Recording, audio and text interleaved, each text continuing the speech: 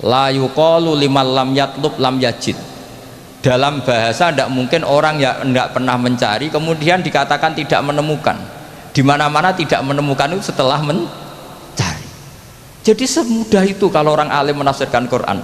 La yuqalu liman lam yatlub lam yajid. Nggak mungkin orang yang nggak pernah nyari kemudian dikatakan tidak menemukan. Maka syarat tayamum li faqdil ma, tayamum karena nggak ada air, syaratnya pertama adalah mencari-cari air. Didawakan dening para ulama, setiap kata waris di Quran untuk ahlul khairi maka maknanya itu wirasah ilmiah. Misalipun wonten ayat wa waritha Sulaimanu Dawuda wa qala ya ayuhan nasu 'allimna mantiqat thairi wa utina min kulli syai'. Sulaiman mewarisi Dawud, maknanya fil ilm. Begitu juga ketika Nabi Zakaria donga fahabli min ladunka waliya yarithuni wa yarithu min ali Yaqub. Saya kasih turunan ya Allah yang bisa mewarisi saya dan mewarisi keluarga besar Yakub. Fil ilmi, dalam urusan ilmu. Sehingga kula sangat berharap dan insya Allah mesti kabul zuriyah saking umumipun Mbah Sambu, khususipun saking Mbah Dawi. Sedanten maris saking Mbah Dawi itu fil ilmi.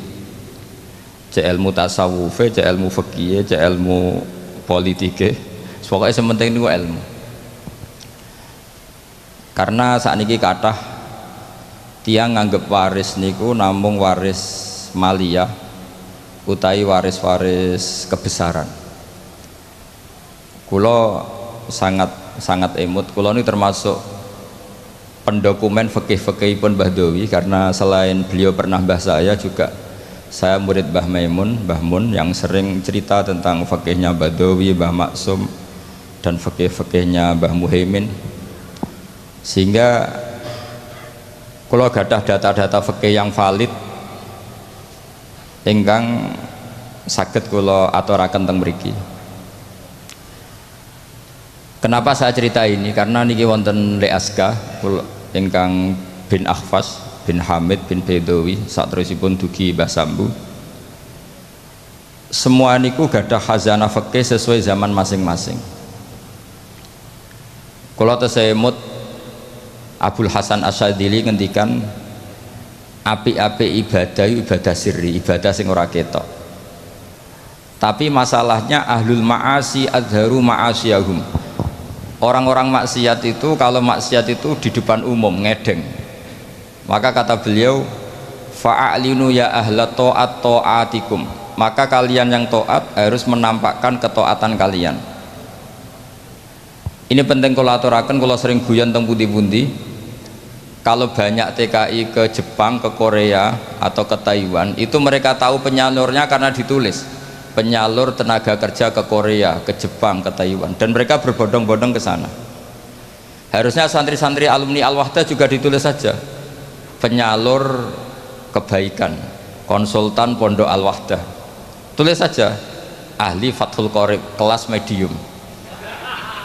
Nanti kalau bab yang nggak bisa tulis saja maaf hanya bisa bab sholat.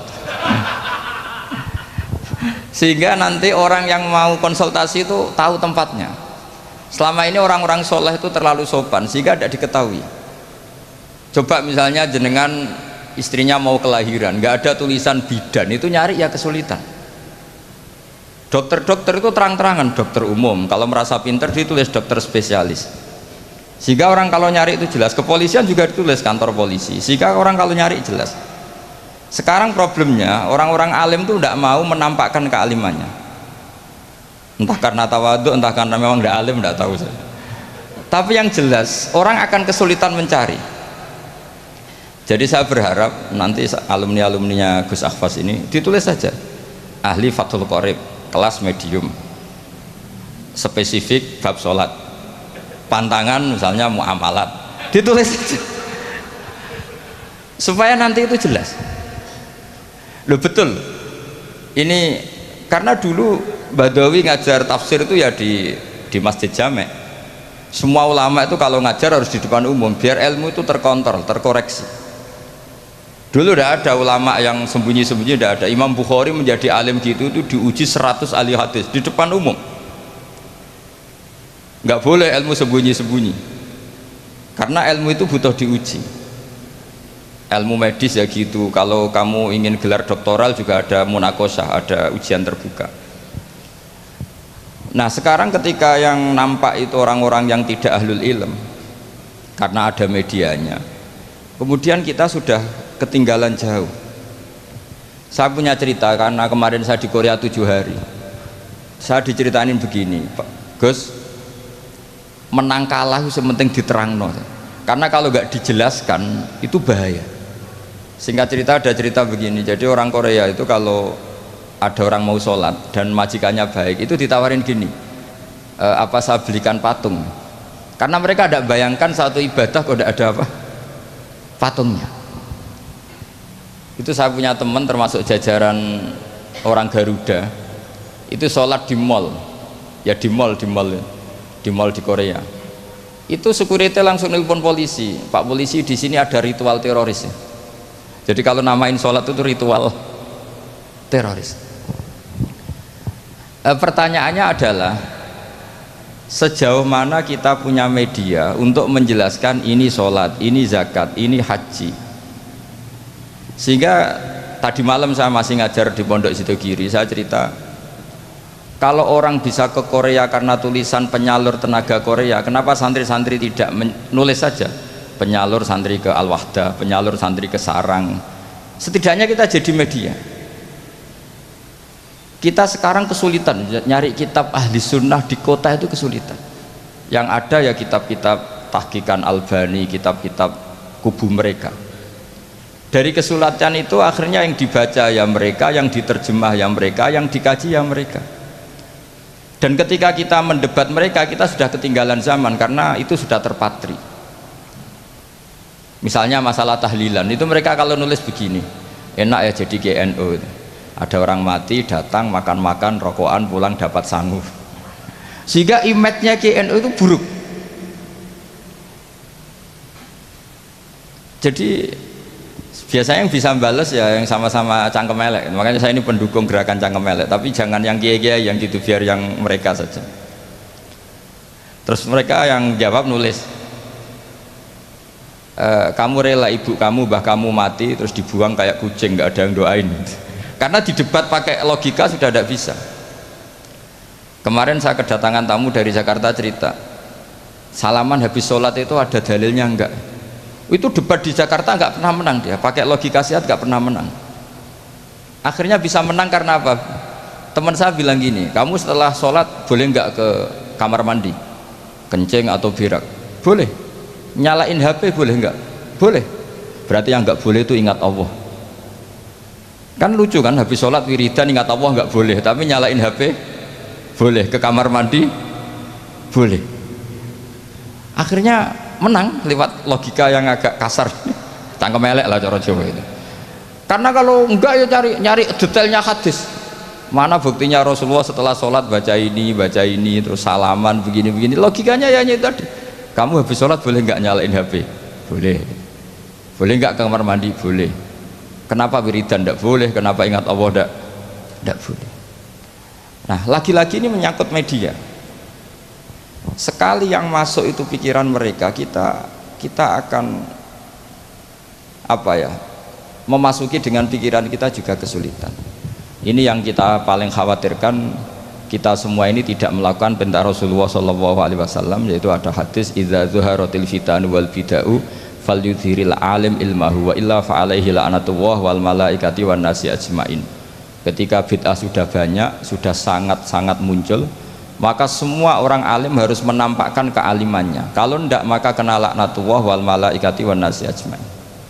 Karena tadi coba konsultan apa saja di kota itu ada, yang belum ada itu konsultan Fathul Qorib. Sampai cari di kota apa, mulai tukang gigi, dokter gigi, apa saja ada, kecuali tulisan konsultan Fathul Qorib. Jadi harusnya ditulis saja konsultan Mizan Kubro.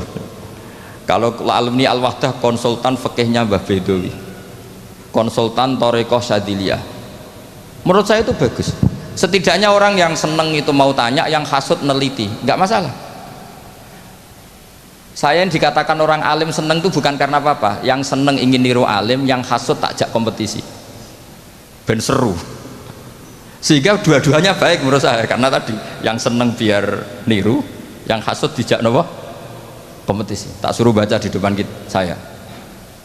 Ini penting saya utarakan karena sekarang itu masya Allah betul. Saya termasuk orang yang apa ya, bangga dengan tradisi lasem.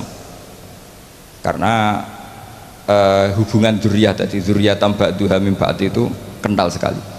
Kenapa saya bangga? Karena Mbah Mun juga gitu. Mbah Mun tuh bangga betul dengan mbah-mbahnya, dengan leluhurnya. Saya pernah ditanya sama seorang alim, Gus, apa dalilnya orang tasyarruf bisyarofil ansab? Orang bangga dengan nasabnya. Saya bilang ayatnya adalah wattaba'tu millata abai Ibrahim wa Ishaqa wa Yaqub. Nabi Yakub, Nabi Ibrahim, Nabi Ishak itu adalah leluhurnya Nabi Yusuf. Sebetulnya beragama Islam itu ya berdasar agama Islam itu agama yang benar.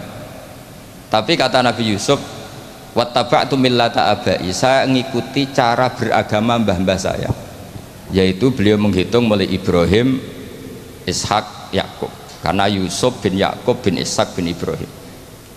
Nah, kenapa niru agama ini harus ada masternya? Saya ngaji di Jogja, padahal Jogja itu kota yang jarang menerima wasilah. Saya bilang begini, saya masih ingat betul dawuh Mbah Mun itu, pangeran itu orang mangan ra ngombe, pangeran itu la yakul wala yasrob wala yanam dan seterusnya. Sehingga kebaikan itu tidak bisa niru Allah, karena Allah ini qadim, Allah itu enggak tertirukan, karena Allah itu mukhalafatul hawadis. Yang bisa ditiru, itu ya makhluk. Sehingga Allah dawuh ihdinas siratal mustaqim, bukan sirotoka tapi sirotol ladzina an'amta alaihim, jalannya mereka yang telah engkau beri nikmat. Jadi kita niru Mbah Hamid, niru Mbah Bedowi, niru Mbah Abdul Aziz, sampai Mbah Sambu, sampai Syarif Hidayatullah, sampai Sunan Bonang dan seterusnya. Nah, tapi orang-orang kota itu maunya itu ibadah sendiri, baca hadis terus membayangkan maknanya demikian, dipraktekkan tanpa guru. Makanya kemarin ada rame-rame masalah milkul yamin, itu korban belajar tanpa apa? Guru. Nah, mereka itu sebetulnya orang-orang yang masih kosong. Ketika kita bilang dalilnya pakai guru, ya Fatihah itu ihdinas siratal mustaqim siratal ladzina an'amta alaihim, jalannya mereka yang telah engkau beri nikmat. Nah, karena kalimatnya adalah an'amta, yang telah engkau, maka kemungkinan terbaik memang niru orang yang sudah meninggal, karena terbukti husnul khotimah, tidak terkontaminasi macam-macam. Tapi kalau niru yang masih hidup itu kan nggak ada jaminan nanti stabil, enggak, karena ya manusia itu harus setelah terkenal terus setelah punya jabatan mungkin agak-agak rubah ya macam-macam. Jadi ini penting saya utarakan, sehingga sebetulnya Islam kota, saya ini merasakan dakwah di Islam kota itu ketika kita punya dalil, ya tadi dalilnya wasilah apa, dalilnya mengikuti guru apa. Sementara ini kan santri-santri hanya punya dalil ngikuti guru, dalilnya taklim muta'alim. Mereka dari awal anti taklim muta'alim, mereka tidak respect karena mereka orang-orang yang ya agak-agak liberal. Tapi ketika saya jelaskan dalilnya ikut guru sampai sanad ila Rasulillah adalah apa? Ihdinas siratal mustaqim siratal ladzina an'amta alaihim, mengikuti jalan mereka yang telah engkau beri nikmat. Mereka menerima. Karena tidak mungkin kita niru cara makannya Allah, Allah tidak makan. Kita niru guru-guru kita bahwa makan niatnya at-taqawi alal ibadah, niat supaya kuat ibadah. Kita nikah, niru para nikahnya orang soleh supaya ditaksiri ummati Muhammadin sallallahu alaihi wasallam, untuk memperbanyak umatnya Rasulullah sehingga banyak orang alim. Coba zuriyahnya Mbah Dawi saja berapa yang alim, ada Gus Naji, ada macam-macam. Zuriyahnya Mbah Umar, ada Mbah Hamid Pasuruan, macam-macam. Sehingga kita nikah ngikuti ulama-ulama dulu. Ini murni litaksiri umati Rasulillah, litaksiri sajidin, litaksiri rokiin, litaksiri da'ina ilallah. Sehingga kita ngikuti. Makanya terus kita ekstrim sekali punya kaidah man ta'allama bila syaihin fasayhuhu setan, orang belajar tanpa guru, gurunya setan. Dan sekarang terbukti banyak penulisan-penulisan yang nggak karu-karuan, karena pasti usul-usulnya itu ngaji tanpa guru. Makanya dulu Mbah Hamid Bedowi itu masyhur, semoga ini nggak ditiru Gus Akhfas, ini kebaikan tapi nggak perlu ditiru, karena zaman era itu memang masih lazim kalau ada orang kuliah kuliah kok tentang keislaman tuh, kata Pak Hamid, ji anak sekolah ning ndi? Teng ITB, Bah. Ya sadok ning ITB paling otak-atik sekrup. Tapi nak ning kono otak-atik agama. Jadi beliau itu lucu. Jadi kalau orang nasional itu malah beliau seneng kalau kuliah di listrik, di mesin, karena yang di otak-atik hanya sekrup gitu. Tapi kalau orang-orang kebanyakan kok kuliah di yang berbau agama itu nggak boleh, karena takut yang udah di otak-atik itu agama. Itu menurut saya satu kearifan, tapi Gus Hafaz jangan niru itu, nanti orang banyak salah paham karena eranya berbeda.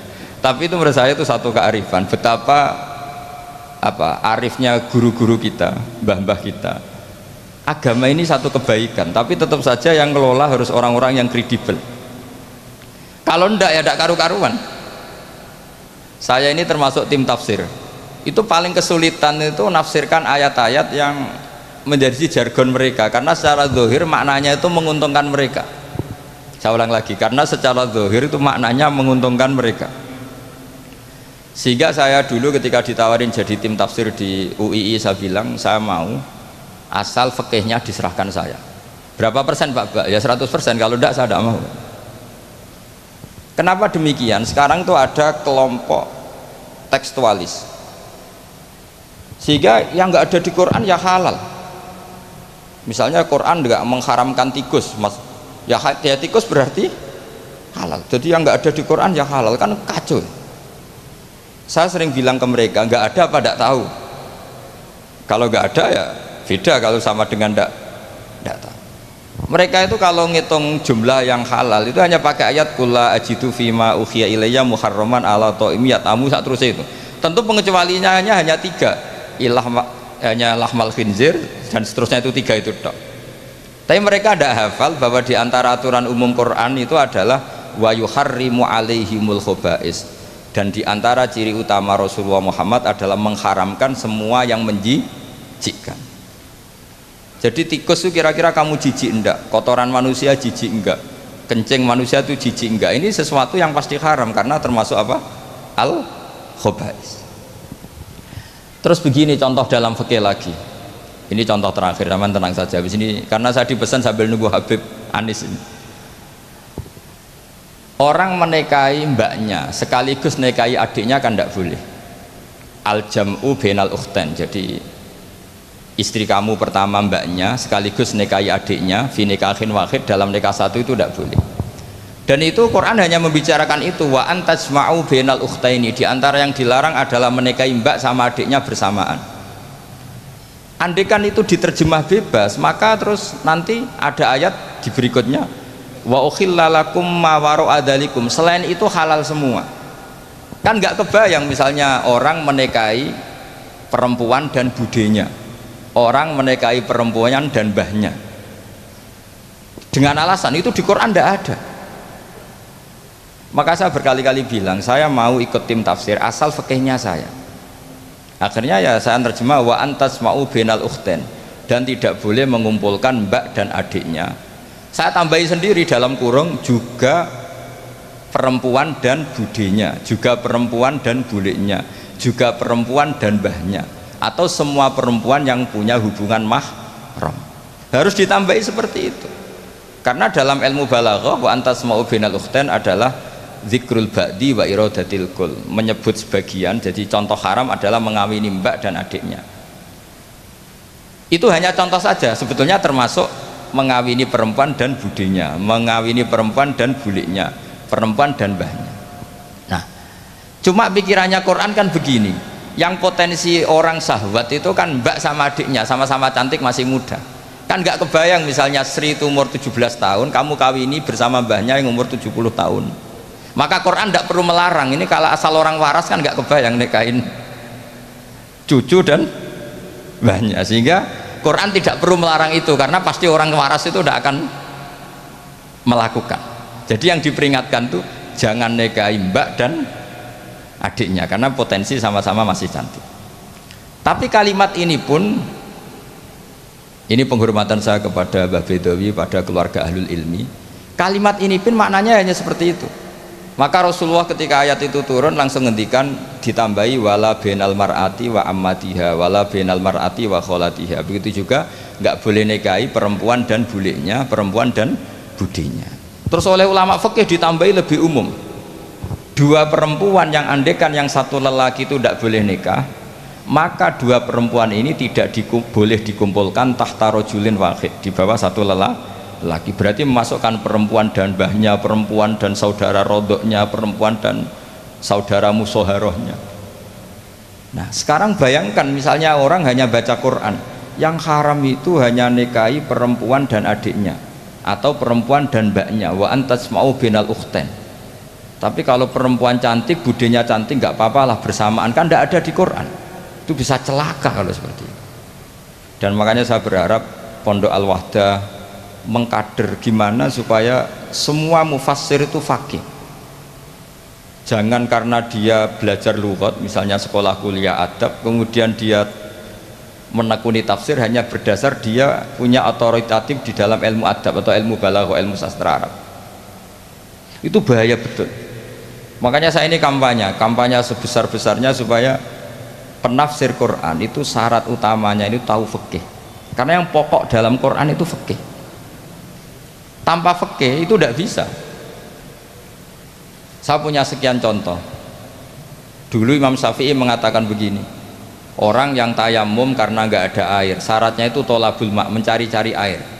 Setelah mencari-cari baru boleh tayamum kalau ternyata nggak ada air. Ketika ditanya mat dalil ala dalik, lalu dalilnya apa? Imam Syafi'i jawab falam tajidu ma'an, kemudian mereka tidak menemukan air. Terus kata beliau la yuqalu liman lam yatlub lam yajid. Dalam bahasa tidak mungkin orang yang tidak pernah mencari kemudian dikatakan tidak menemukan. Di mana-mana tidak menemukan itu setelah mencari. Jadi semudah itu kalau orang alim menafsirkan Quran. La yuqalu liman lam yatlub lam yajid. Nggak mungkin orang yang nggak pernah nyari kemudian dikatakan tidak menemukan. Maka syarat tayamum li faqdil ma', tayamum karena nggak ada air, syaratnya pertama adalah mencari-cari air. Baru setelah nggak ketemu boleh tayamum. Idla yuqalu liman lam yatlub lam yajid, karena tidak mungkin secara bahasa kalau bagi yang nggak mencari dikatakan lam yajid. Masya Allah wa sallam Habib Anis. Jadi ini sesuai perjanjian karena sambil nunggu Habib Anis, jadi ini saya tambahin paling 5 menit lagi. Monggo ahlan wa sallam. Jadi saya mohon sekali sama muhibbin-muhibbinya Mbah Dowi, Mbah Hamid, Gus Akhfas, Gus Zaki, tolonglah maklumatkan bahwa kalian semua adalah hamalatul wahyi, warasatun nubuwah. Sehingga ini penting sekali karena tanpa itu tidak diketahui. Diketahui itu penting sekali. Gak apa-apa, sampai tulis saja alumni-alumni Al-Wahdah, konsultan Fathul Qorib, tulis saja. Misalnya kalau di Plang Malu, ya tulis di WA atau di status ahli Fathul Qorib. Nanti yang seneng ya ngaji, yang hasud bully, gak apa-apa. Yang penting menjadi maklum bahwa kitab ini masih hidup, pecintanya masih banyak. Saya punya pondok di Sragen itu pernah ditanya, Gus kenapa namanya pondok Fathul Qorib? Sekarang bilang ahli sunnah wal jamaah itu kadang beda dengan kita cara ahli sunnah wal jamaah. Mau bilang Islam Nusantara, nanti kalau ditanya sataf tariku umati begini-begini, tidak ada yang termasuk Islam Nusantara, malah bingung lagi saya. Tapi kalau Fathul Qorib itu mesti orangnya ahli sunnah wal jamaah karena khas. Saya di Sragen punya pondok 2, yang satu tak namai Fathul Qorib, yang satu tak namai Aqidatul Awam, karena itu khasnya pesantren. Karena kalau dinamain pondok Imam Bukhari, sekarang banyak orang nggak berani baca Imam Bukhari karena orang Wahabi kalau dalil ya pakai hadis sahih Bukhari lah. Pengapesan orang NU itu hadis sahih. Jadi ya kasihan Imam Bukhari, sebenarnya Imam Bukhari itu tidak milik mereka. Tapi gara-gara kita tidak baca Bukhari, mereka yang baca, seakan-akan mereka yang tahu hadis sahih, kita yang tidak tahu. Ini penting saya utarakan, sehingga saya masih punya rencana nanti baca Bukhari, karena ya supaya mereka tahu kalau Bukhari itu milik kita, tidak milik mereka atau milik semua orang Islam. Akhirnya apa yang terjadi sekarang? Kita umatnya Rasulullah diadili oleh dawahnya Rasulullah sendiri. Saya sering ketemu mereka yang takfiri, bilang ini kafir Pak, hadisnya ini, hadisnya ini. Saya bilang gini, laukana Rasulullahi hayyan lama rodiya ayyufarraqahu wa ummati. Andaikan Nabi itu hidup, pasti tidak ridho beliau kamu pisahkan dengan umatnya. Kamu mengkafir-kafirkan orang lain berdasar hadisnya Kanjeng Nabi. Itu artinya kan apa? Nabi kamu pisahkan dengan umatnya berdalil dawuhnya Nabi sendiri. Kebayang nggak kamu memisahkan Badawi dari santrinya berdasar dawuh Badawi sendiri? Semua nabi, semua kiai, semua wali itu asadun nasi syafaqatan li ummatihim, orang yang sangat sayang kepada umatnya. Tapi sekarang ada tren orang dianggap kafir, artinya dianggap kafir itu dipisahkan dari Nabi justru oleh dawuh Nabi sendiri. Kebayang nggak Nabi kerso dipisahkan dari umatnya, padahal Nabi fi akhiri hayati ngendikan ummati. Bahkan yang maksiat saja kata Nabi masih ngendikan syafaati li ahlil kabair min ummati, nanti jatah syafaat saya tak kasihkan umat-umatku yang amalnya tidak karu-karuan, kira-kira gitu terjemahnya. Jadi betapa cintanya Nabi kepada umatnya, sampai yang ahlul ma'asi saja kata Nabi nanti mau saya syafaati, karena Nabi gak mau terpisah dari umatnya. Sekarang banyak hadis sahih yang justru dipakai sebagai alat pemisah bainahu wa baina ummati, antara Nabi dan umat. Maka santri Al-Wahdah ini harus kuat, semua kita harus kuat, semua kita harus kuat. Caranya gimana? Ya ngaji tadi, ngaji pakai guru. Sekarang alhamdulillah kan banyak gus-gus besar yang misalnya jenengan gak menangi Said Muhammad, ada Gus Naji, ada Gus Ro'ub, ada Gus Kamil, ada Ali Akhfas. Gak menangi Habib Zain, Gus Zaki dulu lama ngaji Habib Zain. Gak menangi Said Romdon Al-Buti, banyak santrinya di Indonesia itu luar biasa. Gak ada ulama top internasional yang sanatnya gak ada di Indonesia. Misalnya gak sempat ngaji Habib Umar, banyak orang yang ngaji Habib Umar.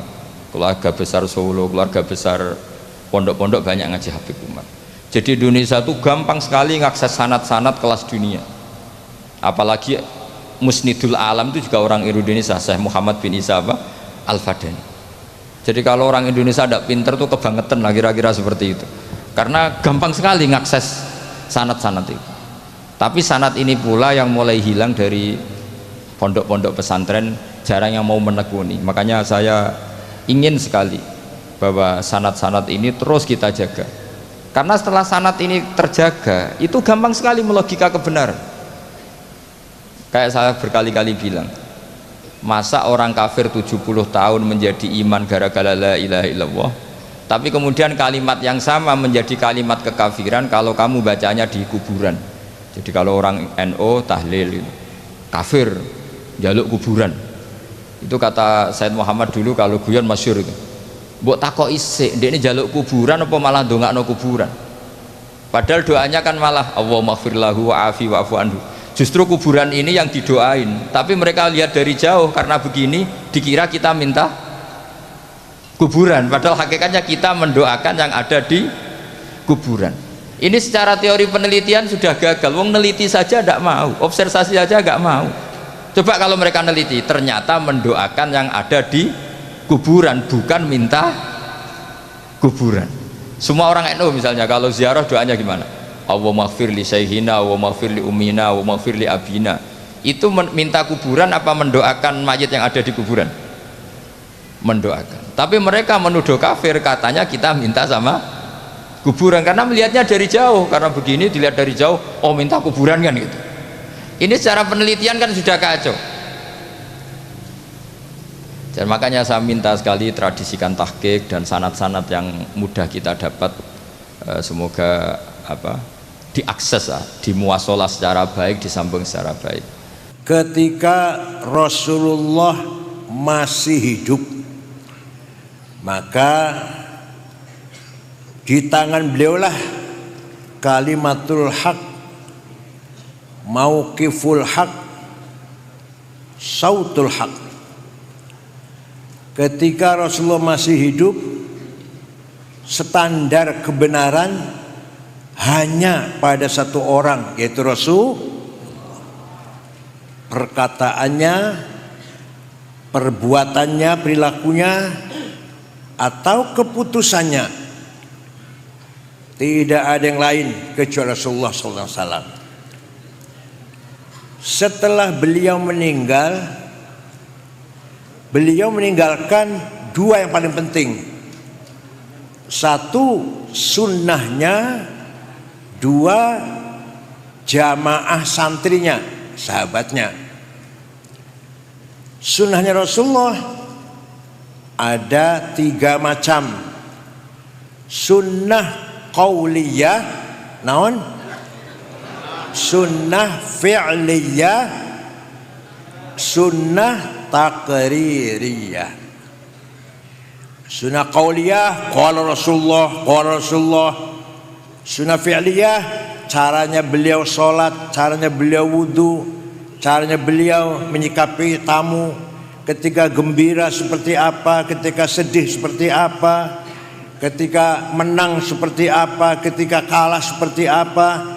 Itu semua jadi sunnah fi'liyah.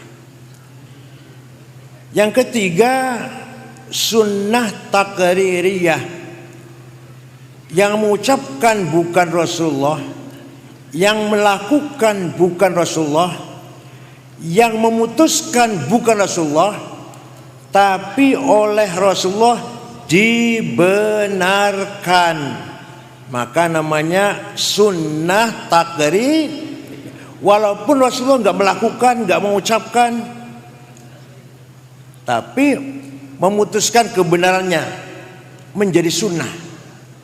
Contoh, Sayyidina Bilal habis wudu sholat 2 rakaat. Rasulullah malah bertanya, sholat apa Bilal? Sholat apa Bilal? Dia wudu. Sholat apa?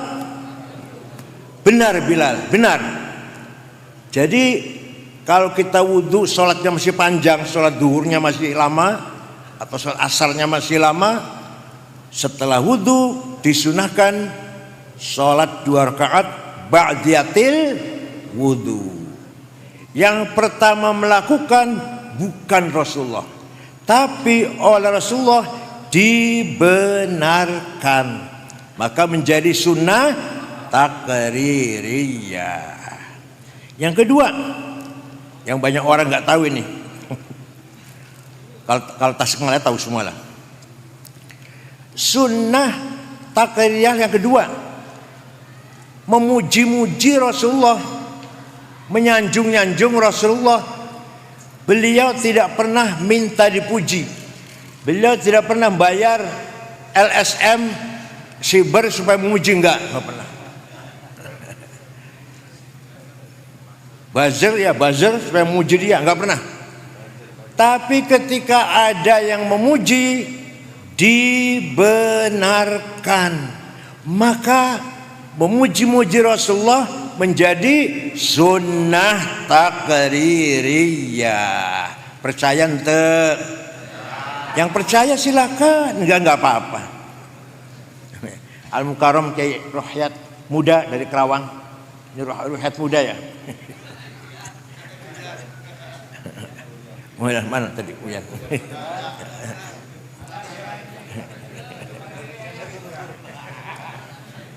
Suatu ketika ada seorang penyair masuk ke masjid.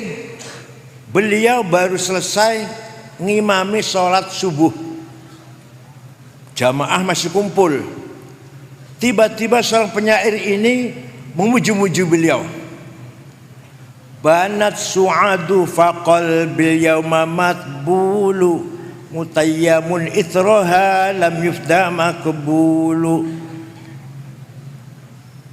Innar rasula la sayfun yustadha'u bihi muhannadun min suyufillahi maslulu fi usbatin min quraishin qala qailuhum bibatni makkata lamma aslamu zulu zalu fama zala ankasun wala kushufu indal liqa'i wala milun ma'azilu syamul aranini abtal labusuhumu bin nasi dawuda fil hayja sarabilu la yafrahuna idha nalat rimahuhumu qawman walaysu majazi'a idha nilu la yaqa'tanu illa fi nuhurihimi wa malahum an hiyadil mauti tahlilu. Panjang 175-an. sungguh engkau Rasulullah seorang pemimpin agung yang sukses memisahkan antara hak dan batil, antara khair dan syar. Engkau datang dari suku Quraisy kota Mekah, diikuti dengan para pengikut para sahabat yang berhati ikhlas dan berkepribadian berani. Rasulullah mendengarkan pujian itu tidak mengatakan jangan muji-muji saya, bid'ah, ente. Malah Rasulullah memberi hadiah selimut yang sedang dipakai. Beliau lagi kalungan selimut, selimutnya bergaris-garis, di pasar Cipasung 350 lah, made in China itu spray. Diberikan kepada Ka'ab bin Zuhair. Berarti beliau menerima dipuji-puji itu, tidak melarang, bahkan memberi hadiah selimut yang sedang dikalungkan, yang sedang dipakai. Nah, selimut bergaris-garis itu bahasa Arabnya burdah. Naon? Selimut polos bahasa Arabnya batoniyah, muttaqiina ala furushim batainuha. Selimut polos min istabraq wa jannataini dan.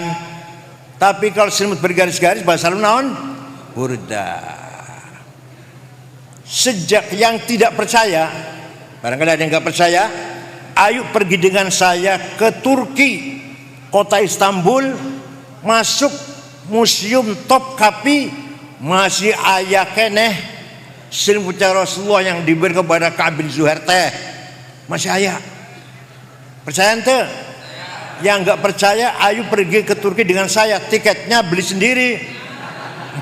Masih belikin tiketnya. Masih ayah mangkok bekas tempat air minumnya, masih ayah sandalnya, masih ayah beberapa helai rambutnya, masih di Turki sana.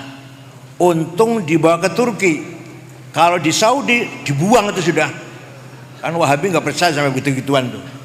Nah, setelah itu setiap ada syair qasidah yang isinya memuji Rasulullah dinamakan qasidatul burdah, qasidah selimut. Ayat 5 jilid dikumpulkan oleh Syekh Yusuf An-Nabhani. Tapi yang terkenal yang masuk ke Indonesia burdah yang dikarang oleh Syekh Muhammad Al-Busiri dari Iskandaria. Beliau muridnya Syekh Abul Abbas Al-Mursi. Abul Abbas Al-Mursi muridnya Syekh Abil Hasan Asyadili. Asyadili muridnya Syekh Abdul Salam bin Masyish. Abdul Salam bin Masyish muridnya Syekh Abu Madyan Shu'aib Al-Ghauth. Apa ente? Burdah itu apa ente? Apa ente? Syekh Muhammad Al-Busiri sakit stroke 1 bulan gak bisa bangun. Suatu malam mimpi jumpa Rasulullah. Seperti Bapak sering ya jumpa Rasulullah? Sering ya mimpi jumpa Rasulullah? Sering? Ya Alhamdulillah.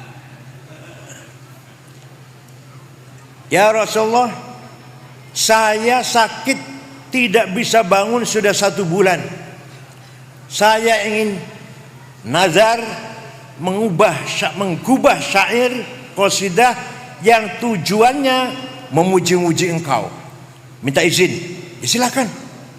Saya izinkan, silakan.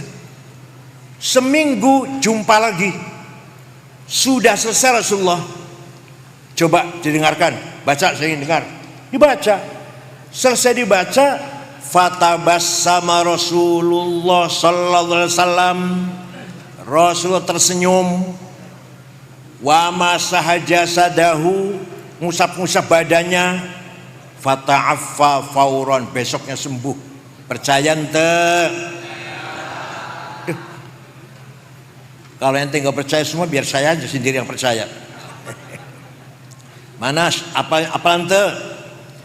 amin tadzakkuri jiranin bidhi salami mazatta dam'an jara min muqlatin bidami am habbatir rihu min tilqai kadhimatin wa aumadhal barku fi dhulma'i min idami fama li 'ainayka in qulta fahamata wa mali qalbika in qulta astafiq yahimi ayah sabu sabu annal hubba munkatimu ma baina munsajimin minhu wa muttarimi laulal hawa lam turik dam'an ala talali wala arik tali dzikri bani wal alami. Apa ente? Ente yang apa naon dangdutan aja. Amin tadzakuri jiran bidhi salami. Kenapa engkau menangis tiada henti-hentinya sampai-sampai air matamu bercampur darah? Apakah karena engkau sedang rindu, kangen pada perempuan yang ada di dusun Dhi Salam, atau karena engkau sedang teringat suatu hari panas angin bertiup kencang di desa Kadhimah, atau engkau sedang teringat suatu malam gelap gulita berkilat di desa Idham? Kenapa kamu kurus kering, gak enak makan, gak enak tidur? Pasti kamu lagi mabok cinta. Jawabnya, na'am sara taifu man ahwa fa'arraqani wal hubbu ya'taridul ladzati bil alami ya laimi fil hawal udri ma'dziratan minni ilaika walau ansafta lam talumi. Na'am, memang benar saya lagi mabok cinta, lagi gendeng. Apa gendeng itu apa? Tergila-gila pada seseorang sampai rasa cintaku menjadi penyakit. Tapi kalau kalian tahu siapa yang sedang kurindukan, siapa yang sedang ku cintai, yang ku tangisi, pasti kalian akan memaklumi.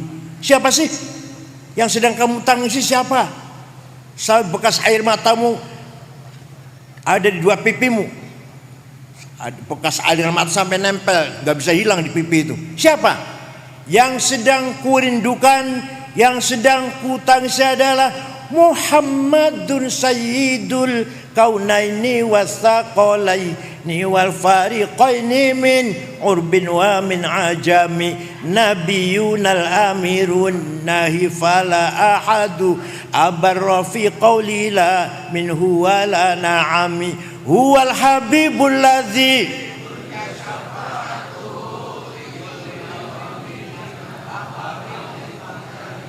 Terus hiji we ngapal da'a ilallahi fal mustamsikuna bihi mustamsikuna bihablin ghairi munfasimi faqan nabiyina fi khalqin wa fi khuluqi falam yudanu fil ilmin wala karami. Yang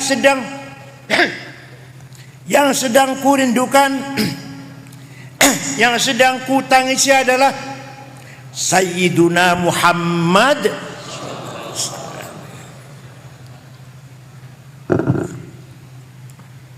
Sayyidul Arabi wal Ajam, Sayyidu alamil mulki wa alamil malakut, Sayyidul insi wal jin, Sayyidud dunya wal akhirah. Dialah kekasih kita yang selalu kuharapkan syafaat pertolongannya ketika kita sedang menghadapi problem, masalah besar. Hanya Rasulullah yang bisa kuharapkan syafaatnya. Percaya ente? Yang percaya pasti min ashabi syafaati Rasulullah SAW. Yang tidak percaya pasti mahrumuna ali syafaat. Yang gak percaya. Yang sedang kutangisi adalah Sayyiduna Muhammad sallallahu alaihi wasallam bin Abdullah bin Abdul Muttalib bin Hashim bin Abdul Manaf bin Qusay bin Kilab bin Murrah bin Ka'ab bin Lu'ay bin Ghalib bin Fihr bin Malik bin Nadhr bin Kinanah bin Khuzaimah bin Mudrikah bin Ilyas bin Mudar bin Nizar bin Ma'ad bin Adnan bin Ad bin Udad bin Hamaisa bin Salaman bin Banat bin Haml bin Qidra bin Ismail bin Ibrahim bin Azar bin Tarah bin Nakhur bin Syaruh bin Arhu bin Falih bin Abir bin Arfakhshad bin Sam bin Nuh bin Lamak bin Matusalih bin Hormuz bin Akhnuh bin Idris bin Mihlayil bin Qinan bin Anush bin Syith bin Adam alaihissalam. Jadi luhurnya Nabi Muhammad jelas terang tuh. Luhurnya anjen jawab. Luhurnya Nabi Muhammad sampai Nabi Adam jelas ente. Luhurnya anjen jelas ente. Ayo sebut 12. Kalau yang ngaku jelas sebut 12 nama kakeknya. Hafizul ilah matan li Muhammadin aba'ahul amjada saunan lis tarokus sifaha falam yusib hum aruhu min adamin wa ila abihi wa ummi. Allah menjaga leluhurnya Rasulullah, dijaga dari naon tarokus sifah, tidak ada yang berbuat zina min Adam ila abi wa ummihi, sejak Nabi Adam sampai bapaknya Sayyid Abdullah, ibunya Siti Aminah, leluhurnya tidak ada yang pernah berbuat zina. Kenapa? Karena Allah menciptakan Nur Muhammad 2000 tahun sebelum menciptakan Nabi Adam. Setelah Adam diciptakan, Nur Muhammad dititipkan ke tulang rusuknya Sayyidina Adam, terus turun temurun sampailah ke Syekh Abdul Muttalib, mukanya terang benderang. Pindah ke putranya Syekh Abdullah, mukanya bersinar. Saratun saranurun nubuwati fi hurarihimul bahiyah wa badara badruhu fi jabini jaddi wabnihi Abdillah atirillahumma qabrahul karim Allahumma salli wa sallim. Nur nubuah mengalir sejak Nabi Adam sampai Syekh Abdul Muttalib.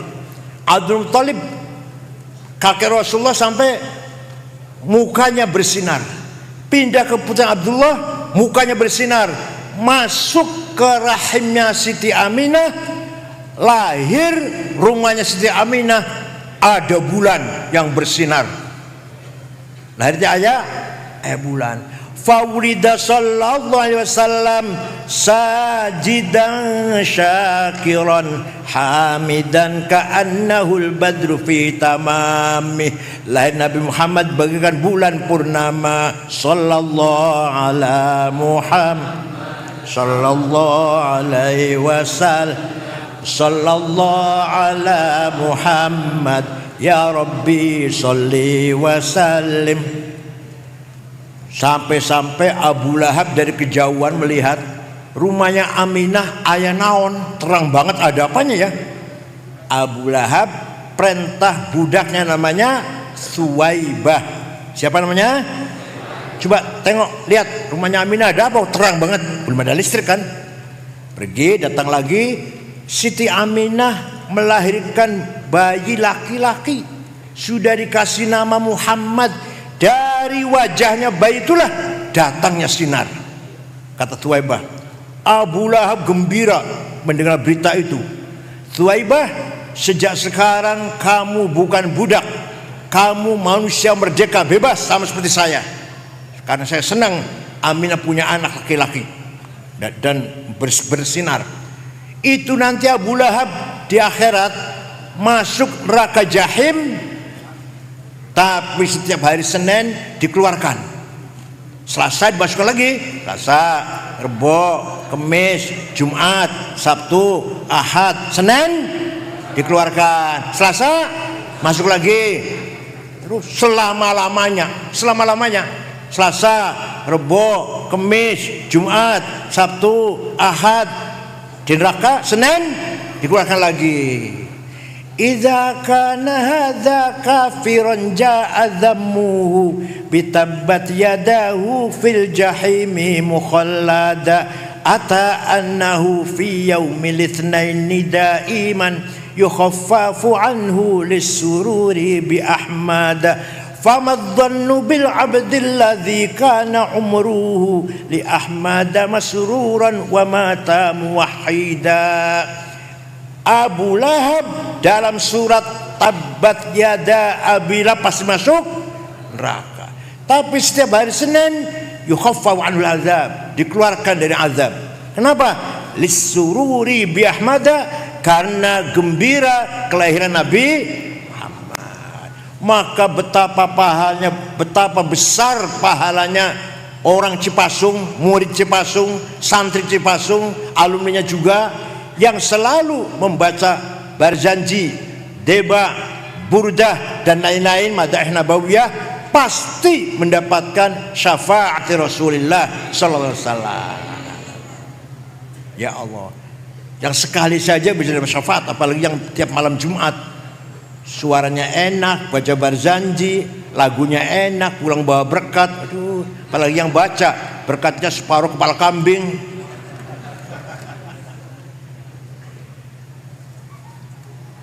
Rois Syuriah harus hafal Barzanji. Kalau Rois Syuriah Barzanji masih baca kitabnya, jangan diamplopin, suruh pulang sendiri, nggak usah diantar.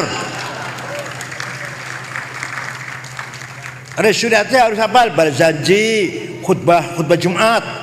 Khutbah Jumat jangan dikasih masjid mimbar, jangan dikasih buku khutbah. Kalau Syuriah lagi khutbah, buang itu. Kalau baca sama dengan SAG, masa Rois Syuriah sama dengan SAG? Buang buku khutbahnya. Rois Syuriah hafal khutbah Jumat, hafal khutbah nikah, hafal khutbah gerhana, hafal talqin, hafal manaqib Syekh Abdul Qadir Jilani, hafal tahlilan. Paham? Kenapa? Karena itu semua milik kita. Miliknya saya. Kalau bukan kita yang hafal, apa HTI yang suruh hafal? Wahabi yang suruh hafal? Bukan mungkin. Kita yang harus hafal, karena itu milik kita. Milik kita pelihara, kita jaga. Kalau nggak ada yang hafal, hilang itu nanti Barzanji. Bisa-bisa dicetak salah-salah, kita nggak tahu. Ada yang salah cetakannya. Harus hafal, Rois Syuriah terutama. Yang tanfidnya sih bolehlah nggak apa-apa. Yang Syuriah harus hafal. Katib juga. Ya Allah. Nah, kesimpulannya apa saya sampaikan pertama ini adalah bahwa mengadakan maulid Nabi yang isinya memuji-muji Rasulullah sunnah apa bid'ah? Sunnah naon? Nah, yang kedua, Rasulullah sudah bahas sunnah sudah. Ya kalau mau detailnya 2 tahun dikira gampang apa. Tinggalan Rasulullah yang kedua adalah santri-santrinya, jamaahnya, sahabatnya. Ya. Rasulullah pun berpesan, "Alaikum bi khulafa'ir rasyidin, ashabi kan nujum, bayyim iqtadaitum ihtadaitum." Sahabat-sahabat itu bagaikan bintang. Semuanya benar, semuanya bawa petunjuk semuanya.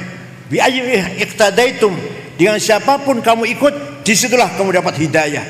Nah, ringkas cerita, ketika Rasulullah masih hidup, sholat tarawih berjamaah 8 rakaat.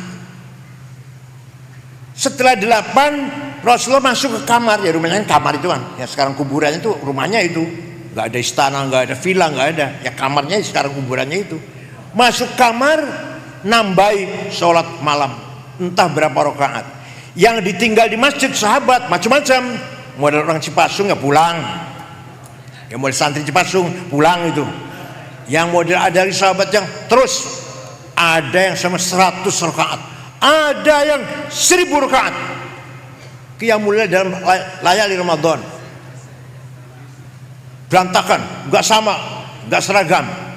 Maka ketika Sayyidina Umar jadi khalifah, memutuskan ini pemerintah, penguasa ini, khalifah, memutuskan bahwa sholat tarawih berjamaah 20 rakaat.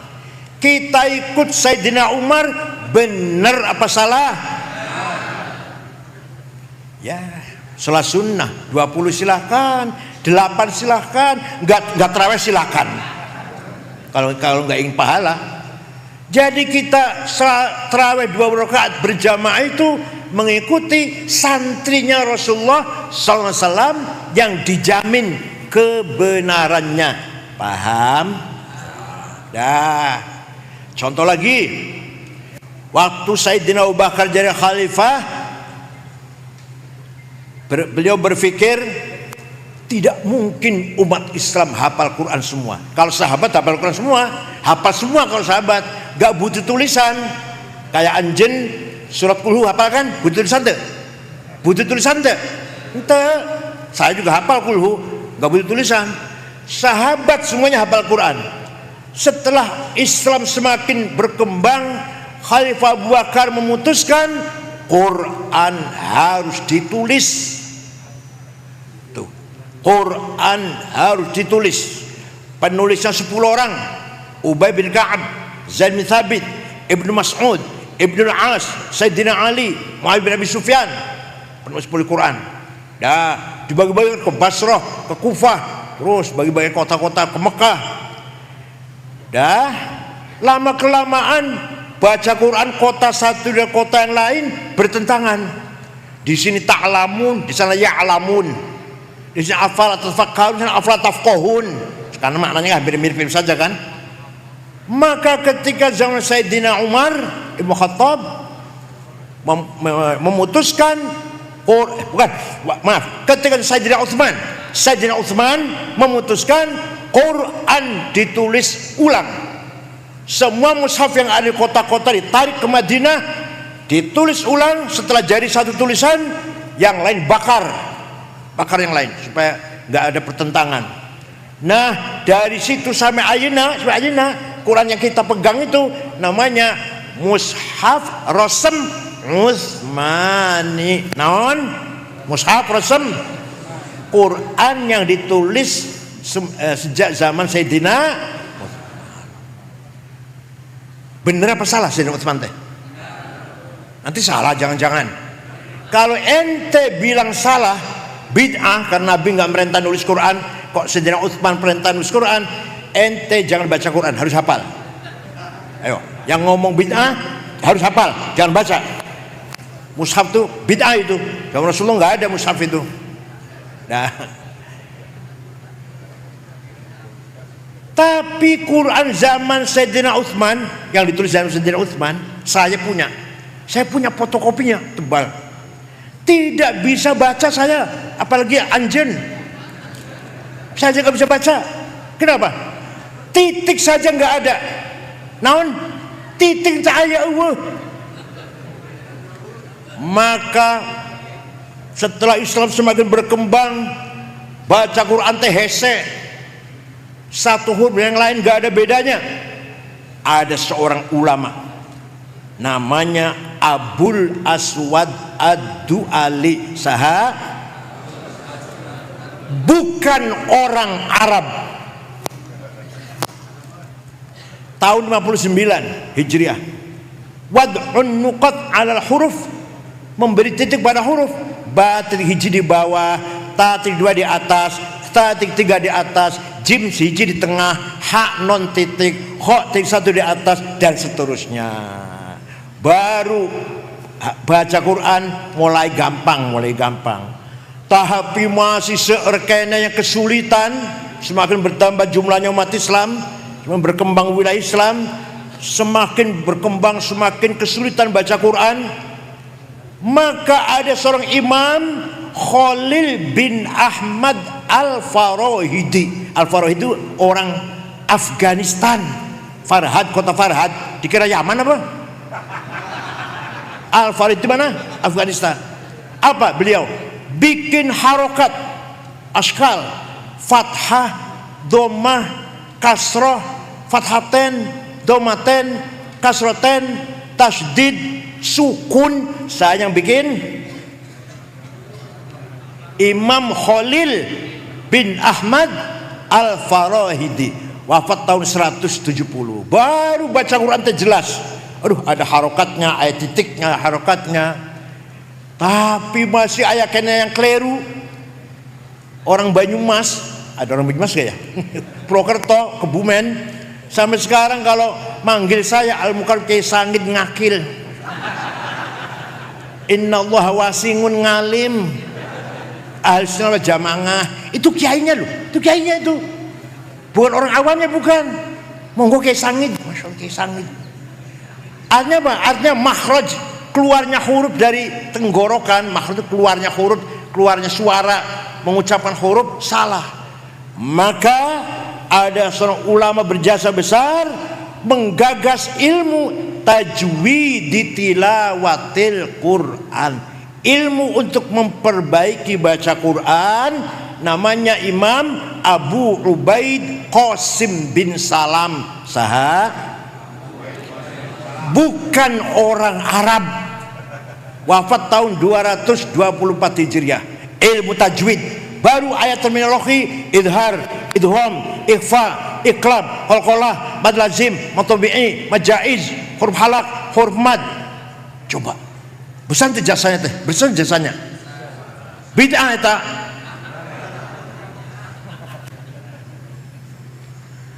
Alhamdulillah sekarang sudah ada tajwid, sudah ada titik, sudah ada harokat. Ayo kita rajin baca Al-Qur'an. Ayatu haqqin minar rahmani muhdatsatun qadimatun sifatul mausufi bil qidami. Apa? Quran itu aneh, unik.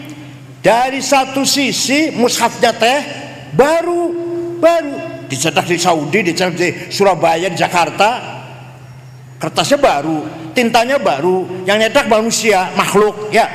Tapi dari sisi lain Quran teh qadim, sebagai sifatullah, sifatul kalam. Paham teh? Maka Quran itu ya hadis ya qadim. Quran itu ya hadis ya, lihat dohirnya Quran kita pegang, hadis baru dicetak tahun sekian di Surabaya atau di Jakarta, di Madinah, kertasnya baru, tintanya baru, yang nyetak manusia, makhluk. Tapi hakikatnya Quran sebagai sifatul kalam, sifatul qadimatun. Ayatu haqqin minar rahmani muhdatsatun qadimatun sifatul mausufi bil qidami damat ladaina fafaqat kulla mu'jizatin minan nabiyina id ja'at walam tadumi. Al-Quran mujizat yang langgeng. Nabi Musa hebat, tongkatnya bisa memukul laut jadi jalan tol, mukul batu bisa keluar airnya 12 pancuran sesuai dengan suku Yahudi, 12 pancuran, 12. Walhasil tongkatnya hebat. Masih ayam teh, masih ayam teh, entah ayah. Itu ceritanya begitu. Nabi Ibrahim hebat, dibakar oleh Nabukadnezar, nggak apa-apa, nggak terbakar, hebat teh, masih aja. Tinggal ceritanya. Nabi Nuh hebat, banjir topan semua orang tenggelam kecuali Nabi Nuh dan pengikutnya 80 orang yang selamat, hebat kan ya, masih aja. Tapi Rasulullah SAW mukjizatnya khalidah ila yaumil, yaitu mujizat Al-Qur'an. Intatluha khifatan min harri nari ladha atfa'ta nara ladha min wardiha syabimi qarrat biya ainu qariha faqultu lahu faqad ufirta bihablillahi fa'tasimi. Kalau anda baca Quran dengan niat ingin selamat dari neraka, Anda baca Quran itu artinya sedang meniup, memadamkan api neraka. Kalau kita takut neraka, baca Quran itu artinya apa? Meniup, memadamkan, mematikan api neraka. Paham teh? Itulah Al-Quran. Ya Allah, luar biasa. Nah, semakin berkembang, maka Quran butuh tafsir. Karena ayat Quran itu macam-macam. Pertama kali ada tafsir yang sempurna 10 jilid. Sahabat Ibnu Abbas bikin tafsir, tapi cuma 2 jilid. Ada kutipan-kutipan saja. Ayat-ayat inilah, ayat tertentu. Pertama kali ada tafsir 10 jilid yang sempurna, tafsir At-Tabari. Yang orang siapa namanya? Ja'far ibnu Jarir At-Tabari. Orang mana ya teh? Tabaristan. Tabaristan, Asia Tengah. Bukan orang Arab, bukan. Maka santri Cipasung jangan kecil hati. Orang bukan Arab bisa jadi ulama besar. Alumni Cipasung harus bisa menjadi ulama besar. Paling ketua alumninya mana? Ketua alumninya mana? Oke. Ketuanya sudah wakil ketua DPR. Kapan ketua jadi presiden?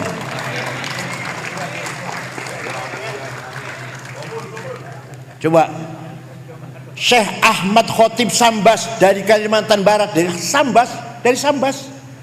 Beliau di Mekah, tapi wafatnya di Mekah, menggabungkan antara 2 tarekat, Qadiriyah wan Naqsyabandiyah. Qadir Syekh Abdul Qadir Al-Jilani kalau zikir keras, Naqsyabandiyah Ahmad Naqsyabansyah kalau zikir pelan. Maka Syekh Ahmad Khotib Sambas menjelaskan siapa yang baiknya zikir keras, siapa yang baiknya zikir pelan-pelan, kapan zikir keras, kapan zikir pelan. Ya Allah, ini kalau saya terangkan nggak bisa ngelakonnya lah. Itu yang menyatukan 2 tarekat itu digabungkan oleh Kiai atau Syekh Ahmad Khotib Sambas, orang Kalimantan Barat. Kita tunggu alumni Cipasung bisa menggabung tarekat apa, yo silakan. Paham tuh? Orang lain bisa, masa kita nggak bisa? Syekh Muhammad Nawawi Banten Al-Bantani, masih kakeknya Ki Ma'ruf Amin, karangannya banyak, dari yang kecil sampai tafsir tafsir apa namanya? Tafsir Munir lah, yang terkenal tafsir Munir. Kemudian Syarh Nihayatuz Zain dan seterusnya. Orang Banten. Syekh Yasin Padang mensyarahi Sunan Abu Dawud, wafat tahun 90.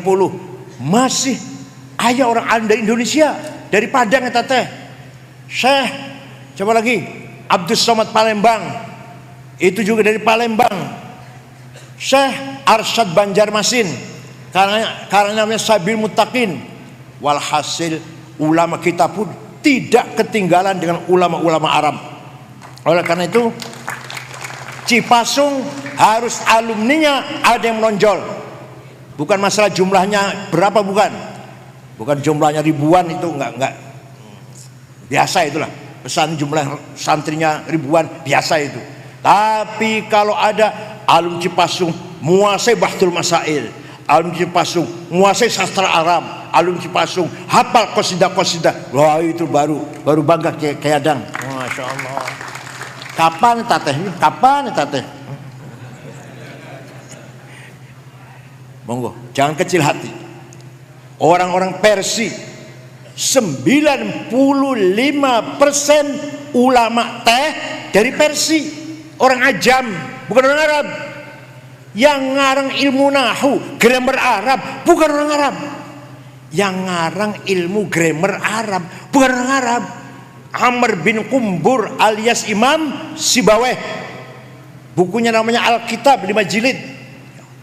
Yang ngarang kesusastraan balaghah, ilmu balaghah, bukan orang Arab.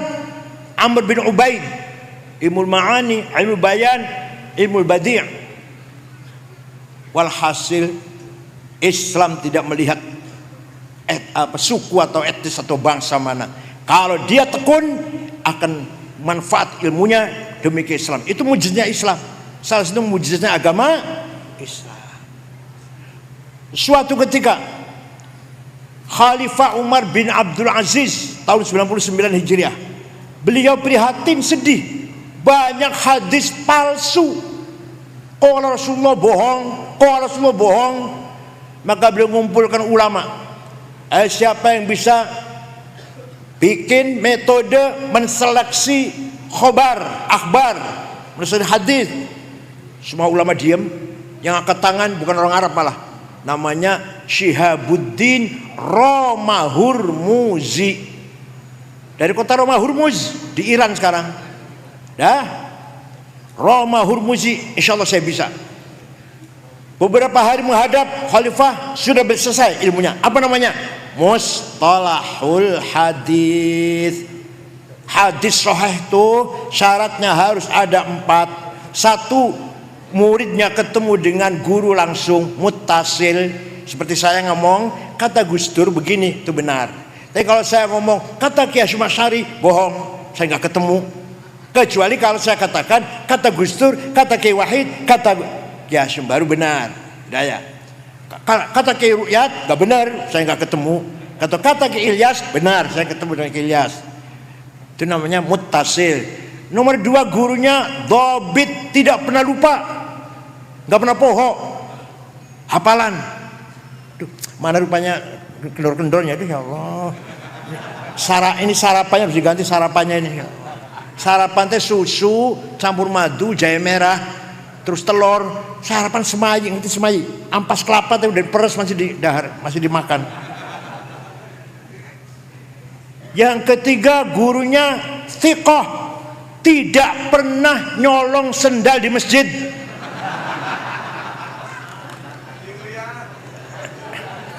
Tidak pernah nyolong duit di kotak masjid.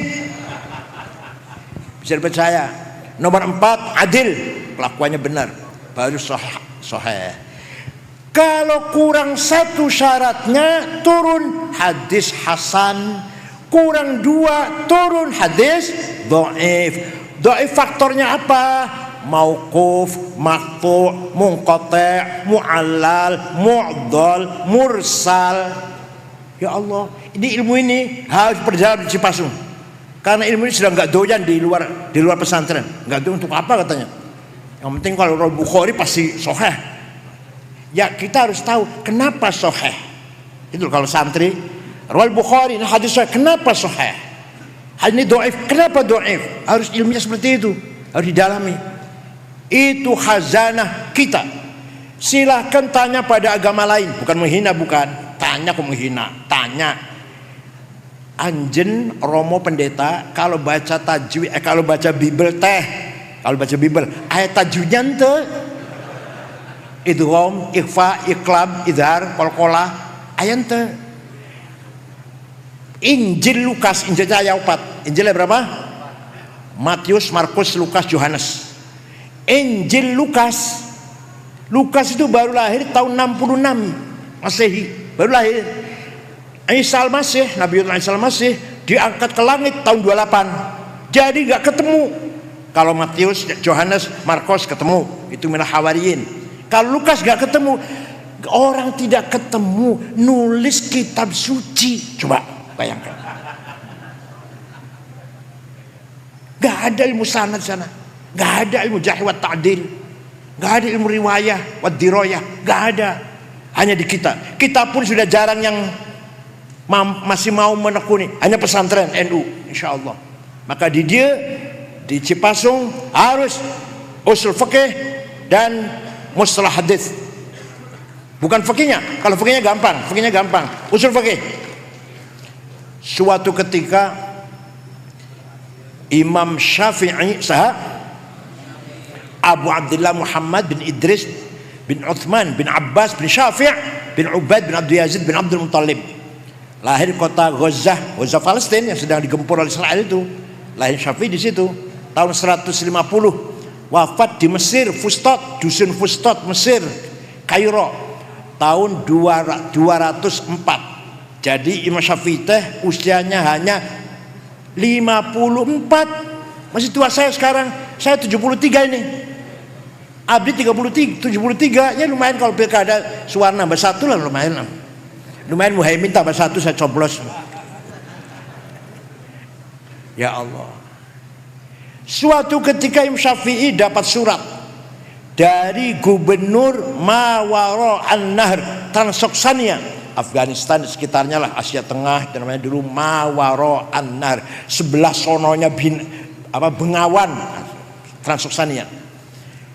Namanya Abdurrahman Al-Mahdi, gubernur teh. Siapa namanya?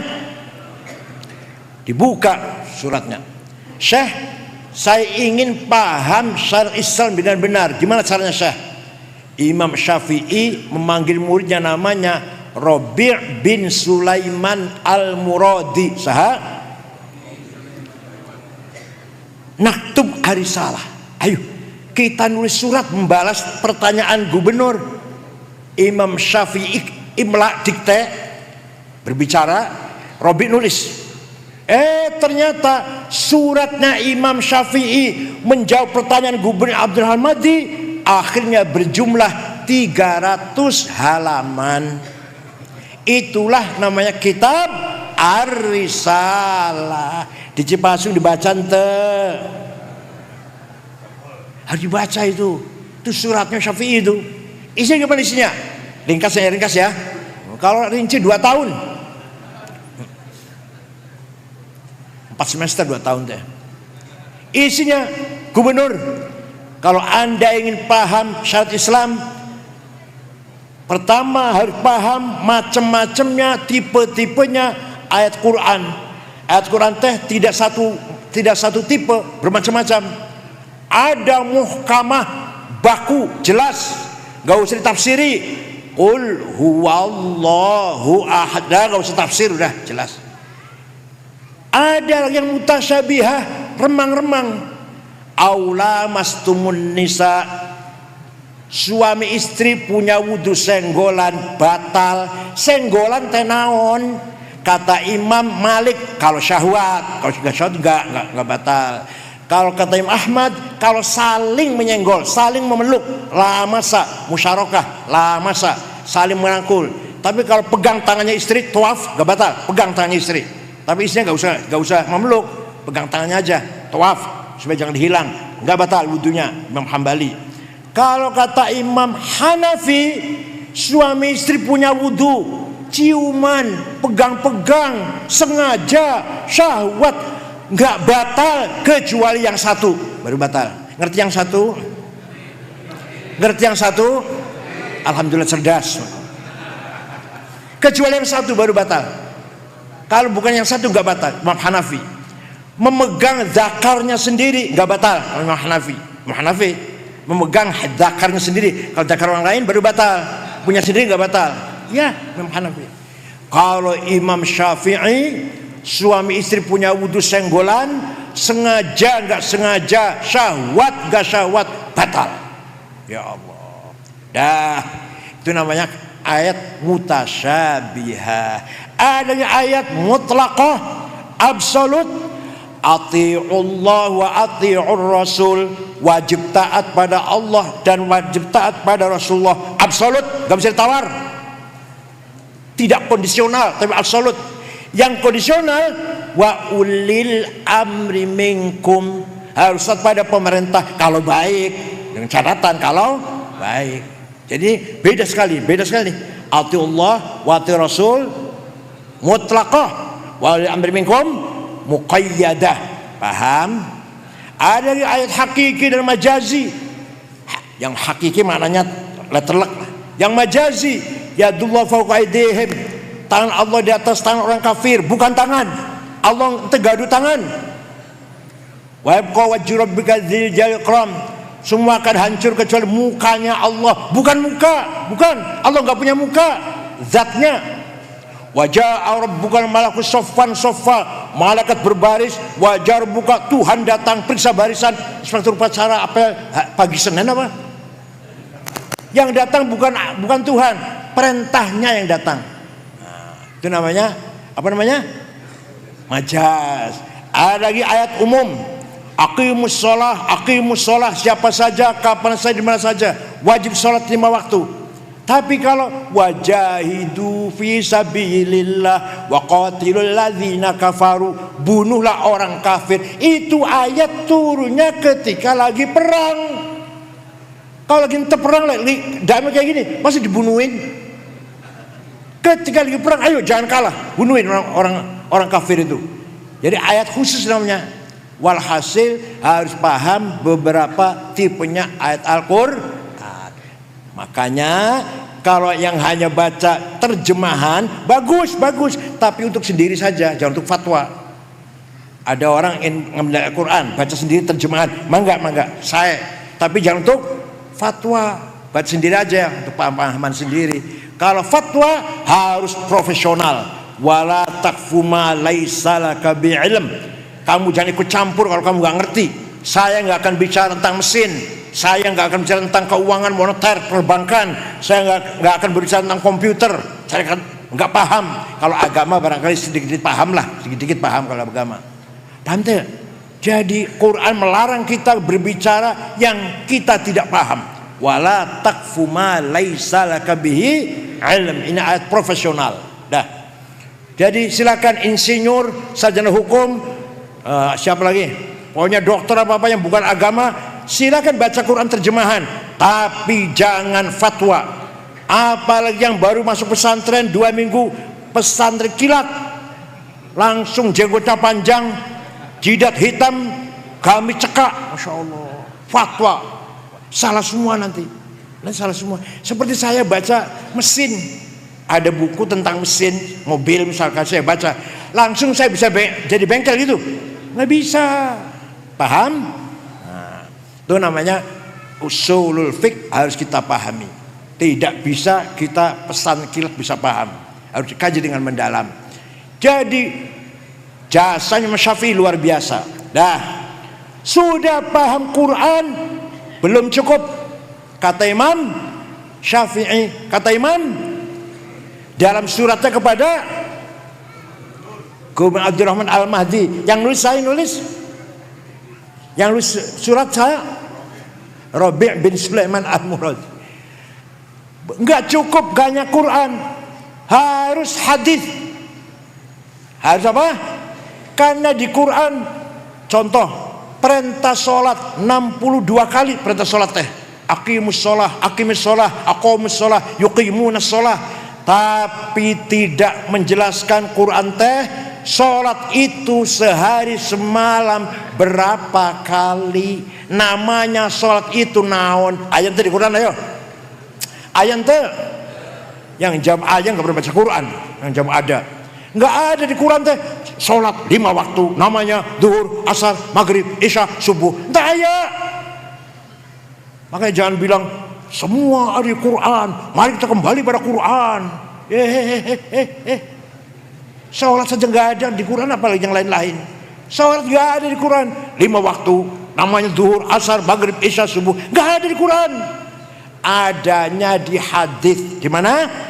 Karena hadis itu adalah syarih, mufassil, mubayyin, juga musyarih juga. Nah, di hadis ada furidat alaikum khamsu maktubat, diwajibkan kepada kamu sekalian sholat 5 kali, namanya ad-dhuhr wal asr wal maghrib wal isya wal fajr. Quran apa hadis? Quran apa hadis?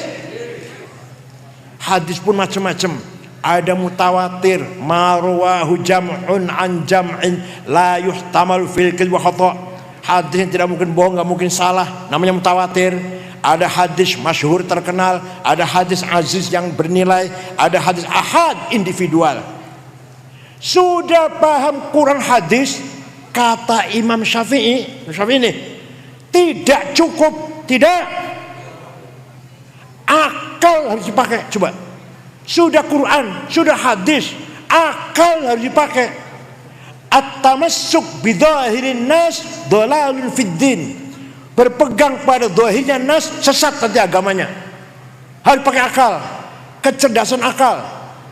Namanya burhan, metodologi burhan namanya. Nah, burhan atau akal ada dua. Ada akal rame-rame namanya ijma, konsensus. Apa namanya? Contohnya apa contohnya? Arkanus sholati sab'ata asyar. Rukun sholat teh ayat 17. Ada di Quran? Ada di hadis? Gak ada. Itu kesepakatan ulama. Rukun sholat 17, takbiratul ihram, an-niyah, al-qiyam masata'a, qiraatul fatihati fihi, ar-ruku'u, at-tuma'ninah. Hasil produk kecerdasannya ulama. Jadi kalau ada orang hanya pegang Quran dan hadis saja, tidak akan ngerti rukun sholat. Paham? Itu baru sholat loh, belum bab haid, belum bab nifas, belum bab yang lain-lain, mandi jinabat dan sebagainya. Dah, kalau akalnya satu-satu namanya qiyas. Apa? Qiyas ayat 9. Ayat 9 qiyas teh aulawi, burhani, mantiki, jadali, istiqra'i, tamthili, khitabi, syi'ri, iqna'i. Yang akan saya terangkan dua saja. Nanti yang 7 kalau sini lagi. Pertama, aulawi. Aulawi. Wala taqrabuz zina innahu kana fahisyatan wa sa'a sabila. Kamu jangan mendekati zina, haram. Mendekati zina haram. Zinanya apalagi, betul namanya fabil aula. Wala taqul lahuma uffi wala tanharhuma. Kamu jangan ngomong kasar, jangan bentak-bentak ayah dan ibu. Kalau mukul apalagi. Itu namanya qiyas aulawi. Yang kedua, coba kalau nggak pakai qiyas nggak ngerti kayak gitu kan. Yang kedua, qiyas burhani, demonstratif. Narkoba, sabu-sabu lah, sabu-sabu. Di Quran ayat inna sabu ayat gitu ada ayat. Qala Rasulullah as-sabu haram ayat. Lalu bisa haram, ayo berani menghukumi haram. Quran nggak ada, hadis nggak ada, kok berani menghukumi haram? Pakai qiyas, analogi. Gimana caranya? Namanya burhan, namanya hadza muskirun, ini barang memabokkan, namanya muqaddimah sughra, premis minor. Wa kullu muskirin khamrun, setiap memabokkan berarti masuk golongan khamr, namanya muqaddimah kubra, premis major. Wa kullu khamrin haram, sedangkan khamr itu haram, namanya qaul syarih, legal statement. Maka fahadha haram, pakai ini barang haram, namanya natijah shadiqah, positive conclusion. Paham tuh? Kalau nggak pakai kias, kita nggak bisa ngapa-ngapain. Makanya kalau musyawarah ulama NU, pertanyaan 15 pertanyaan 2 hari selesai. Karena apa? Pakai ijma dan kias. Kalau hanya pakai Quran hadis, nggak 2 tahun nggak akan selesai. Hukumnya Jumatan di kantor, hukumnya cloning, hukumnya kripto, hukumnya bitcoin. Ayo silakan dibahas. Nggak ada Quran hadisnya teh. Nah, ini pegang. Diingat, dengan adanya metode yang namanya ijma dan qiyas, lahirlah ilmu namanya ilmu fikih. Ilmu fikih itu karena ada ijma dan, kalau nggak ada fikih nggak ada ilmu fikih. Ilmu fikih itu lahir karena ada ijma dan qiyas. Orang kalau nggak tahu ilmu fikih, orang kalau nggak pakai ijma dan qiyas nggak akan tahu ilmu fikih. 2 tahun bahas masalah nggak akan selesai. Jumatan di kantor di Jakarta Jumatan di kantor, gak cuma ke masjid, enggak mungkin ke masjid semua di kota-kota besar. Sah tidak?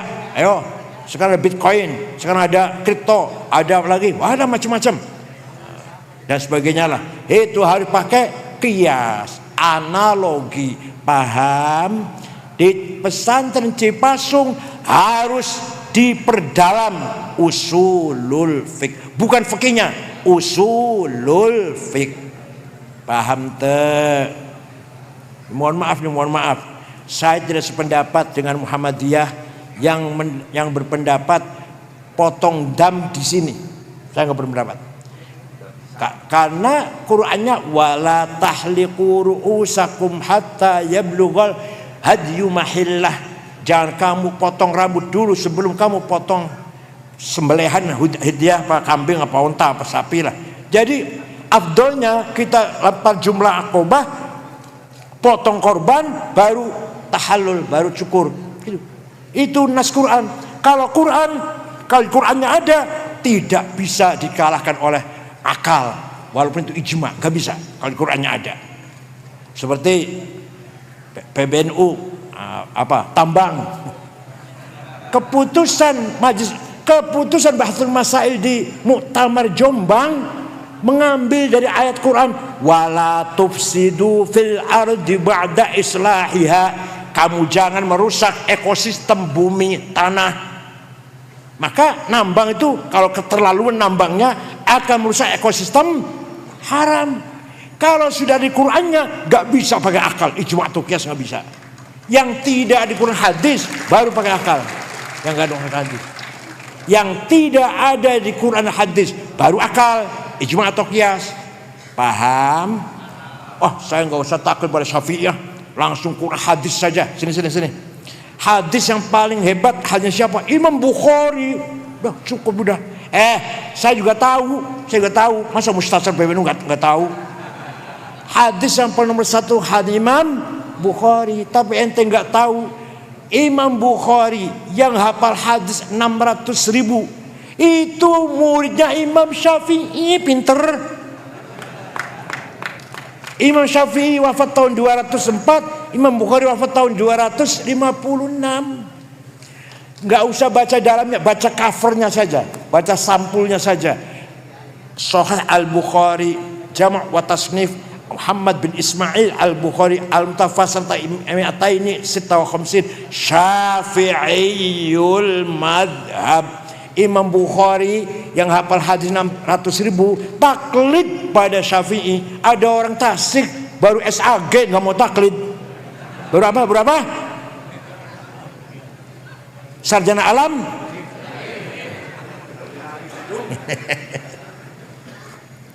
Dah. Ustadz sholatnya baik sekali, rukuknya, sujudnya, bacanya. Belajar di mana Ustaz? Oh, saya belajar langsung Quran dan hadis. Wallahi bohong. Nggak ada Quran hadis rukunnya sholatnya, nggak ada. Prakteknya sholat nggak ada Quran hadis. Pasti jawabnya benar dari ayah, dari ibu, dari ustadz. Nanti ustadznya dari gurunya, dari Imam Syafi'i. Imam Syafi'i dari gurunya Imam Rabi'ah. Imam Rabi'ah dari gurunya Imam Kharijah. Imam Kharijah dari bapaknya sahabat Zaid bin Thabit. Zaid bin Thabit dari Rasulullah SAW. Paham tak? Dah, itu jasa besar sekali. Lah kita belajar madhab di sini di pesantren supaya sholat kita sama dengan sholatnya Rasulullah SAW. Kita belajar tajwid supaya sama baca Quran kita dengan baca Qurannya Rasulullah SAW. Jadi ilmu itu bid'ah, tapi bid'ah wajib. Kalau nggak tahu ilmu tajwid, salah baca Qurannya. Supaya kita baca Quran seperti baca Quran Rasulullah, harus pakai ilmu tajwid. Paham tak? Ada lagi Imam Abul Hasan Al-Asy'ari. Siapa? Wafat tahun 324. Menurut Abul Hasan Asy'ari, ya ini, mari kita jadikan iman kita sebagai akidah, ikatan. Bukan sekedar iman, tapi ikatan, perjanjian lah. Akad nikah, akad jual beli, perjanjian namanya ya. Nah, saya tanya, percaya ente Allah ada, percaya ente? Kata siapa? Yang benar jawabnya harus kata saya, bukan kata kiai, bukan kata jengan. Kalau katanya dengar, kalau nggak salah saya dengar, ya katanya konon ada Allah itu namanya masih katanya, masih informasi namanya, informasi berita masih. Ya, Allah ada apa tidak? Kata siapa? Itu loh. Imam Asy'ari, beliau menetapkan, selain Asy'ari nggak ada, hanya Imam Asy'ari.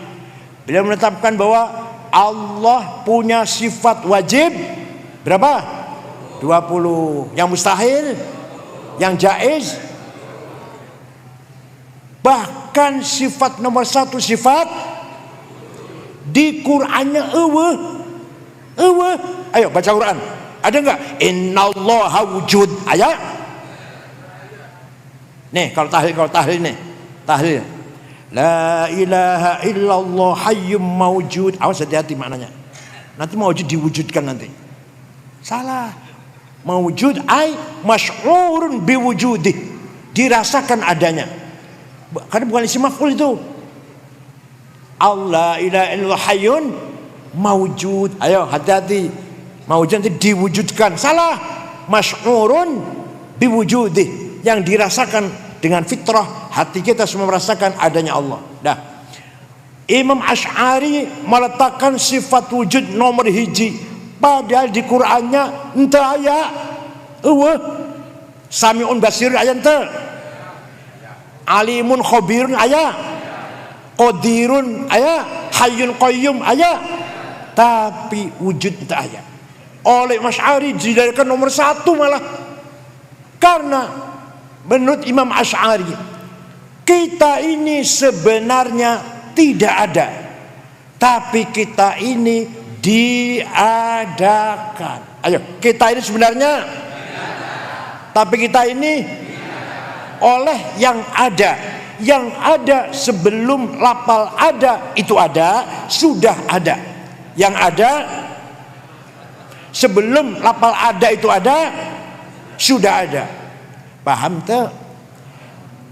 Kita ini diadakan, bukan ada, bukan diadakan oleh yang ada. Yang ada sebelum lafal ada sudah ada.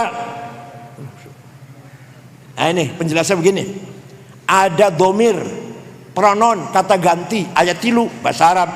Ana, aku, anta, engkau, huwa, dia. Silahkan dipakai, mangga dipakai. Saya Ana Said, engkau Ahmad, dia Abdullah, dia Zainab Maryam, engkau Zainab Maryam, aku Zainab, boleh dipakai. Tapi nanti mati semua enggak? Mati semua kan? Sudah tidak ada aku Said, aku Ahmad, aku Abdullah, sudah enggak ada. Tinggal la ilaha illa ana fa'budni. Tidak ada Tuhan kecuali aku. Aku siapa? Gak mungkin lainnya Allah, sudah mati semua.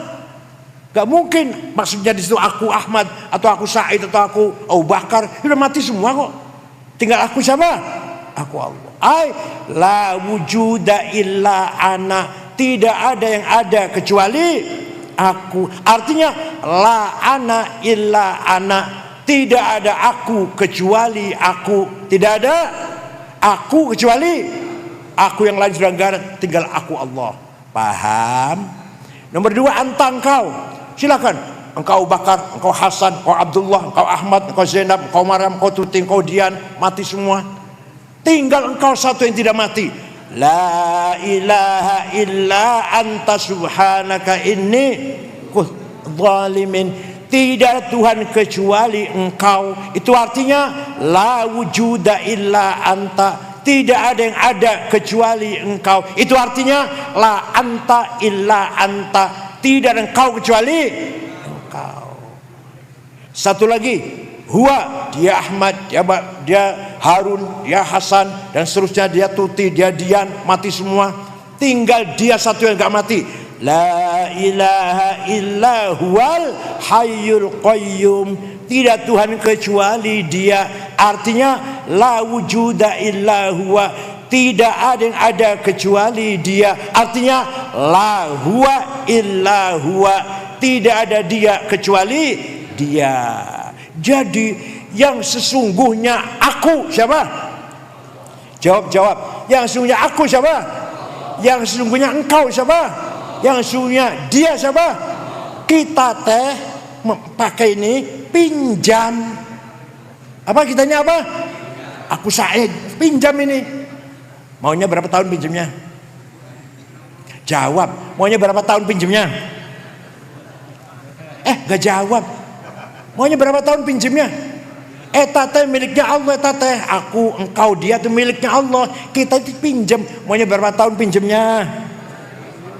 100. Jawabnya yang benar jawabnya terserah yang meminjemi. Siapa tahu pulang dari sini inna lillahi wa inna ilaihi raji'un. Allahu anhu. Siapa tahu. Jadi kita ini pinjam, harus sadar. Kita ini menggunakan aku, engkau, dia, pinjam itu. Oleh karena itu kita harus baik. Menggunakan miliknya Allah harus benar. Paham? Kalau ditanya, ini mobil saya, baik ini mobilku. Jangan keras-keras ngomong kunya, jangan keras-keras. Siapa tahu ba'da asar nggak bisa ngomong ku. Rumahnya siapa tuh bagus ini? Rumahku. Jangan. Siapa tahu nanti besok nggak bisa ngomong ku. Tinggal rumahnya ahli waris. Paham tuh? Itulah alasan Imam Asy'ari meletakkan sifat wujud nomor 1 dari sifat 20. Terakhir, jasanya ulama Indonesia, Kiai Haji Hasyim Asy'ari. Tahun 1914 seluruh wilayah Islam dipimpin oleh khalifah di Turki Ottoman. Tapi semua wilayah Islam waktu itu di bawah penjajah. Kesepakatan Sykes-Picot membangun imperialisme, kolonialisme. Sykes dari Inggris, Picot dari Prancis, menjajah negara-negara yang tidak maju. Semua dijajah. Mesir, Sudan, Irak dijajah Inggris, Suriah, Tunis, Aljazair, Prancis, Libya, Itali, Indonesia, Belanda. Kiai Hasyim Asy'ari tahun 14 sudah punya ma'rifat. Ini nanti khilafah akan bubar. Kalau khilafah bubar, nanti akan lahir negara sendiri-sendiri. Kalau benar nanti negara sendiri-sendiri, kita ini harus mempertahankan agama. Maka Hasyim Asy'ari mencetuskan syiar yang paling monumental. Saya selama di Timur Tengah 14 tahun kurang 4 bulan lah, 13 tahun setengah saya di sana. Tidak ada ulama seperti Hasyim Asy'ari yang mengatakan hubbul watan minal iman. Nasionalisme bagian dari iman. Anda nasionalis harus beragama, Anda beragama harus nasionalis. Di Timur Tengah entah aja yang ulama Islam, yang nasionalis Saddam Hussein, Hafidh Assad, Anwar Sadat, Jamal Nasir, negeri, yang ulama Islam. Di sini Hasyim Asy'ari, Kiai Wahasbullah, Kiai Samsuri, Kiai Ali Ma'sum, Kiai Ruhiyat dan Kiai Suriyat, Kiai Mahrus Ali, iman dan negara jadi satu, agama dan politik kebangsaan jadi satu. Betul. Tahun 1924 khilafah bubar. Yang bubarkan namanya siapa? Mustafa Kamal Atatürk, menjadikan negara Turki merdeka itu artinya tidak Turki sajalah, yang lain sudah nggak diurus, wilayahnya nggak diurus, Turki saja yang berbahasa Turki. Negara nasionalis sekuler. Sekuler itu apa sekuler teh? Nggak ngurus agama. Dilarang pakai kopiah putih di luar rumah, di luar masjid. Dilarang gambar khalifah dipasang. Dilarang azan sholat pakai speaker. Dilarang namanya terlalu ke Arab-Araban. Rojab Thayyib gak boleh. Rojab Thayyib sekarang namanya itu kan, namanya Recep Tayyip.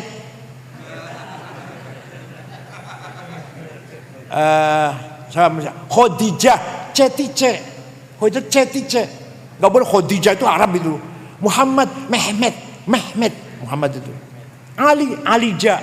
Gak boleh ke Arab-Araban, gak boleh. Kita bukan negara Arab, kita negara Turki. Itu membangun nasionalisme. Itu maksudnya. Wuzaratul Haji wal Auqaf, kementerian yang ngurus haji dan wakaf dibubarkan. Orang Turki mau haji silahkan, enggak silahkan, enggak ngurus. Pemerintah enggak ngurus. Itu negara sekuler. Udah, umat Islam goncang, kehilangan induk. kehilangan pemimpin. Pernah diusahakan ada khalifah lagi tahun 26 kumpul di Mesir. Alah, akhirnya tukaran, bertengkar akhirnya. Jadi tidak dapat kesepakatan suara satu. Tahun 30 ada seorang Arab dari Damaskus, orang Arab di Damaskus beragama Kristen Ortodok, namanya Mitchell Aflaq. Siapa namanya? Dialah mencetuskan nasionalisme Arab. Kita merdeka sendiri. Nasionalis Syria, Irak sendiri, Syria sendiri, Mesir sendiri, yang lain-lain sendiri-sendiri, sudah nggak ada kesatuan, nggak ada.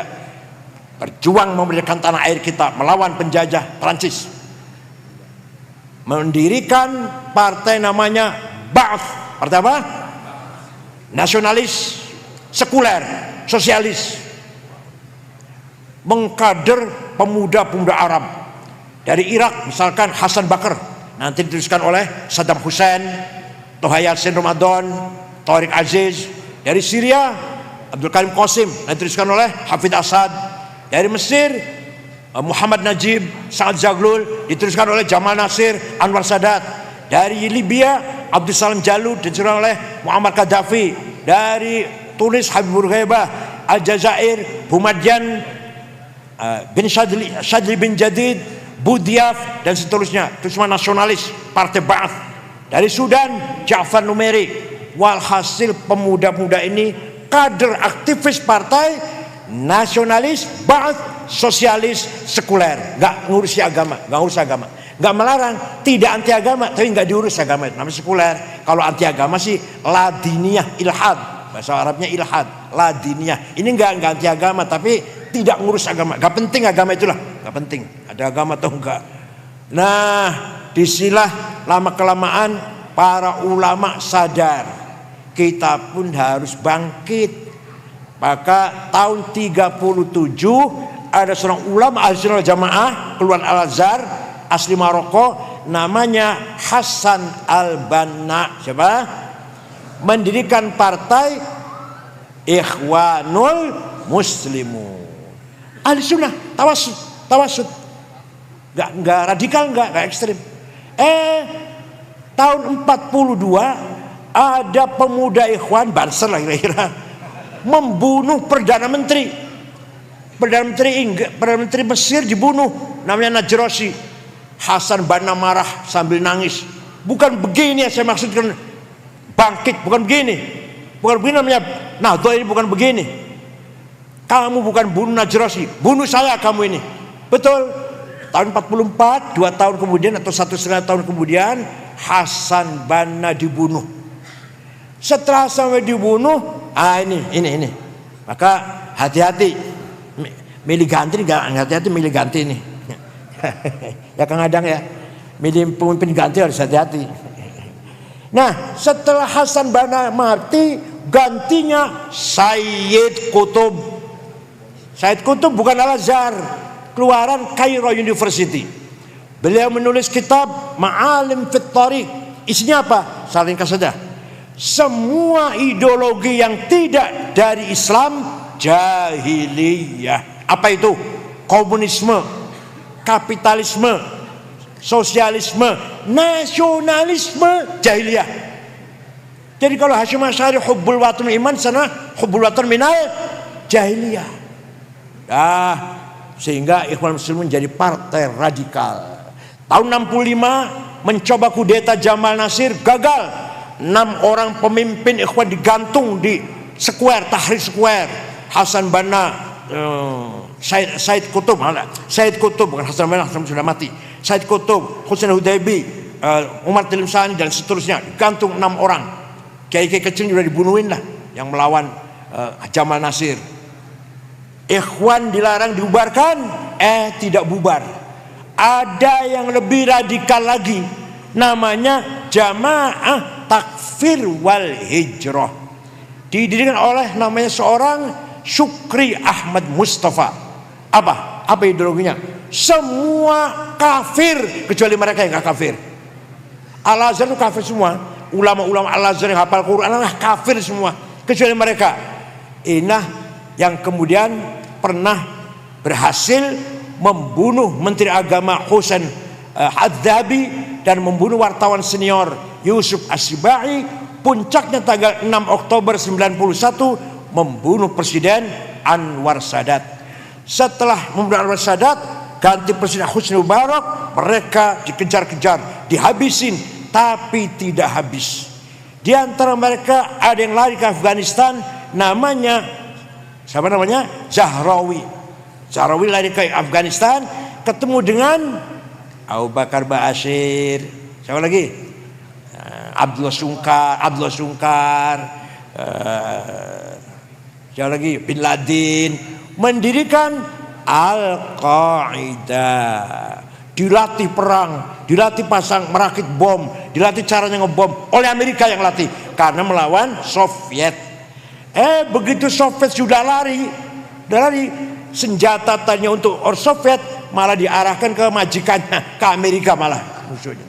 Akhirnya Al-Qaeda dikejar-kejar dan semuanya berantakan. Pada pulang dari sana ke sini, antara lain siapa? Imam Samudra, Umar Patek, Muhammad Ali dari Tegal, Syafruddin dari Cirebon, Syarifuddin dari Kuningan, Mu'adzam dari Indramayu, siapa lagi?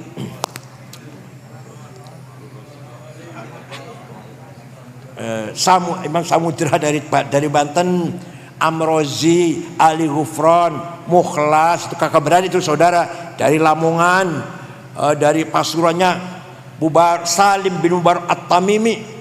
Mereka ahli-ahli pasang merakit bom itu.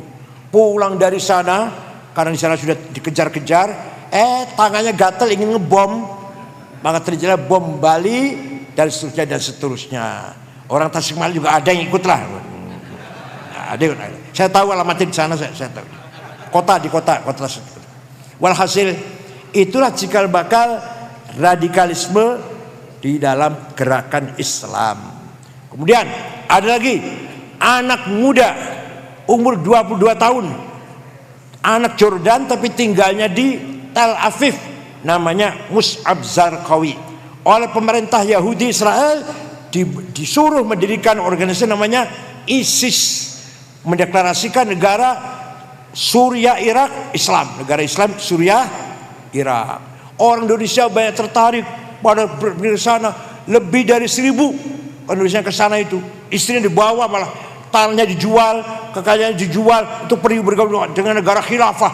Ya Allah, dikira sana sudah adil, makmur, tenang, loh jinawi, gemah ripah. Sampai sekarang masih ada di perkemahan kota Idlib, sekitar ada 1.000 masih ada, yang pulang banyak, yang sudah pulang ada 400-an. Walhasil itulah al-fitnatul kubra, big fitnah yang mencoreng nama Islam di abad modern ini. Nah, alhamdulillah di Indonesia ada Nahdlatul Ulama yang punya prinsip apa? Hubbul waton minal, membela tanah air, nasionalisme itu salah satu dari iman kepada Allah. Anda beriman harus cinta tanah air, nasionalisme. Anda nasionalis harus beriman kepada Allah, nggak boleh ateis. Paham? Itu sedunia hanya Kiai Haji Hashim Asy'ari. Tinggal kita mari memperkuat ulama, itu warisan kita. Coba warisan kita sangat kaya sekali, warisan sosial kapital, alumni mana? Cipasung berapa ribu, punya istri, punya anak 2, sudah 4 itu berarti. Punya orang tua ayah dan ibu berapa? 6. Punya mertua 2 jadi berapa? 8. Jadi 8.000. Yang tadi 1.000 jadi 8. Itu kalau di manage, ditanzim dengan benar dan baik, akan menjadi kekuatan yang besar, kekuatan sosial ya. Kedua, ya coba alumni itu kerjanya begitu, Kang Cucun, Dr. Cucun. Alumni itu kerjanya begitu, bagaimana memanage, mengkapitalisasikan alumni. Alumni ada berapa? 1.000 itu alumninya. Ya, 2 orang tuanya 3 berarti. Mertuanya 2 berarti berapa? 5. Istrinya 1 berarti anaknya nanti punya anak 2. Berapa itu sudah? Belum kakak adiknya kalau mau ikut bareng-bareng. semua berkiblat pada Cipasung. Ini merupakan social capital yang luar biasa. Yang kedua, kita punya culture capital, warisan budaya. Contoh, kalau kita tahlil misalnya kirim doa, mari kita bersama-sama baca Al-Fatihah yang pahalanya semoga disampaikan kepada junjungan kita Rasulullah SAW dan para keluarganya dan sahabatnya dan ayah kita almarhum Haji Abdullah siapa. Marem enggak? Enggak marem. Apa maremnya? Ila hadratin Mustafa Rasulullah gitu kan? Sallallahu alaihi wasallam bariha bahriha jibali. Padahal enggak ngerti itu apa itu bariha itu enggak ngerti itu. Dia marem mantep itu. Bariha bahriha jibali yamin wa shimaliha. Al-Musaidina fid din min as-sufiyin wal qurra wal hufaz fasirin muhadditsin wa qatalsin masyayikhina marem mantep gitu. Itu budaya kita, jangan dilepas. Paham? Pakai kopiah hitam kalau sholat, terutama kalau sholat, itu budaya kita, simbol. Padahal belum jaminan yang nggak pakai kopiah siapa tahu lebih khusyuk daripada pakai kopiah. Siapa tahu lu ya, yang tidak pakai kopiah lebih khusyuk. Beduk di masjid itu simbol, harus kita pertahankan. Tongkat, pegang tongkat Jumatan itu simbol kita, itu harus dipertahankan.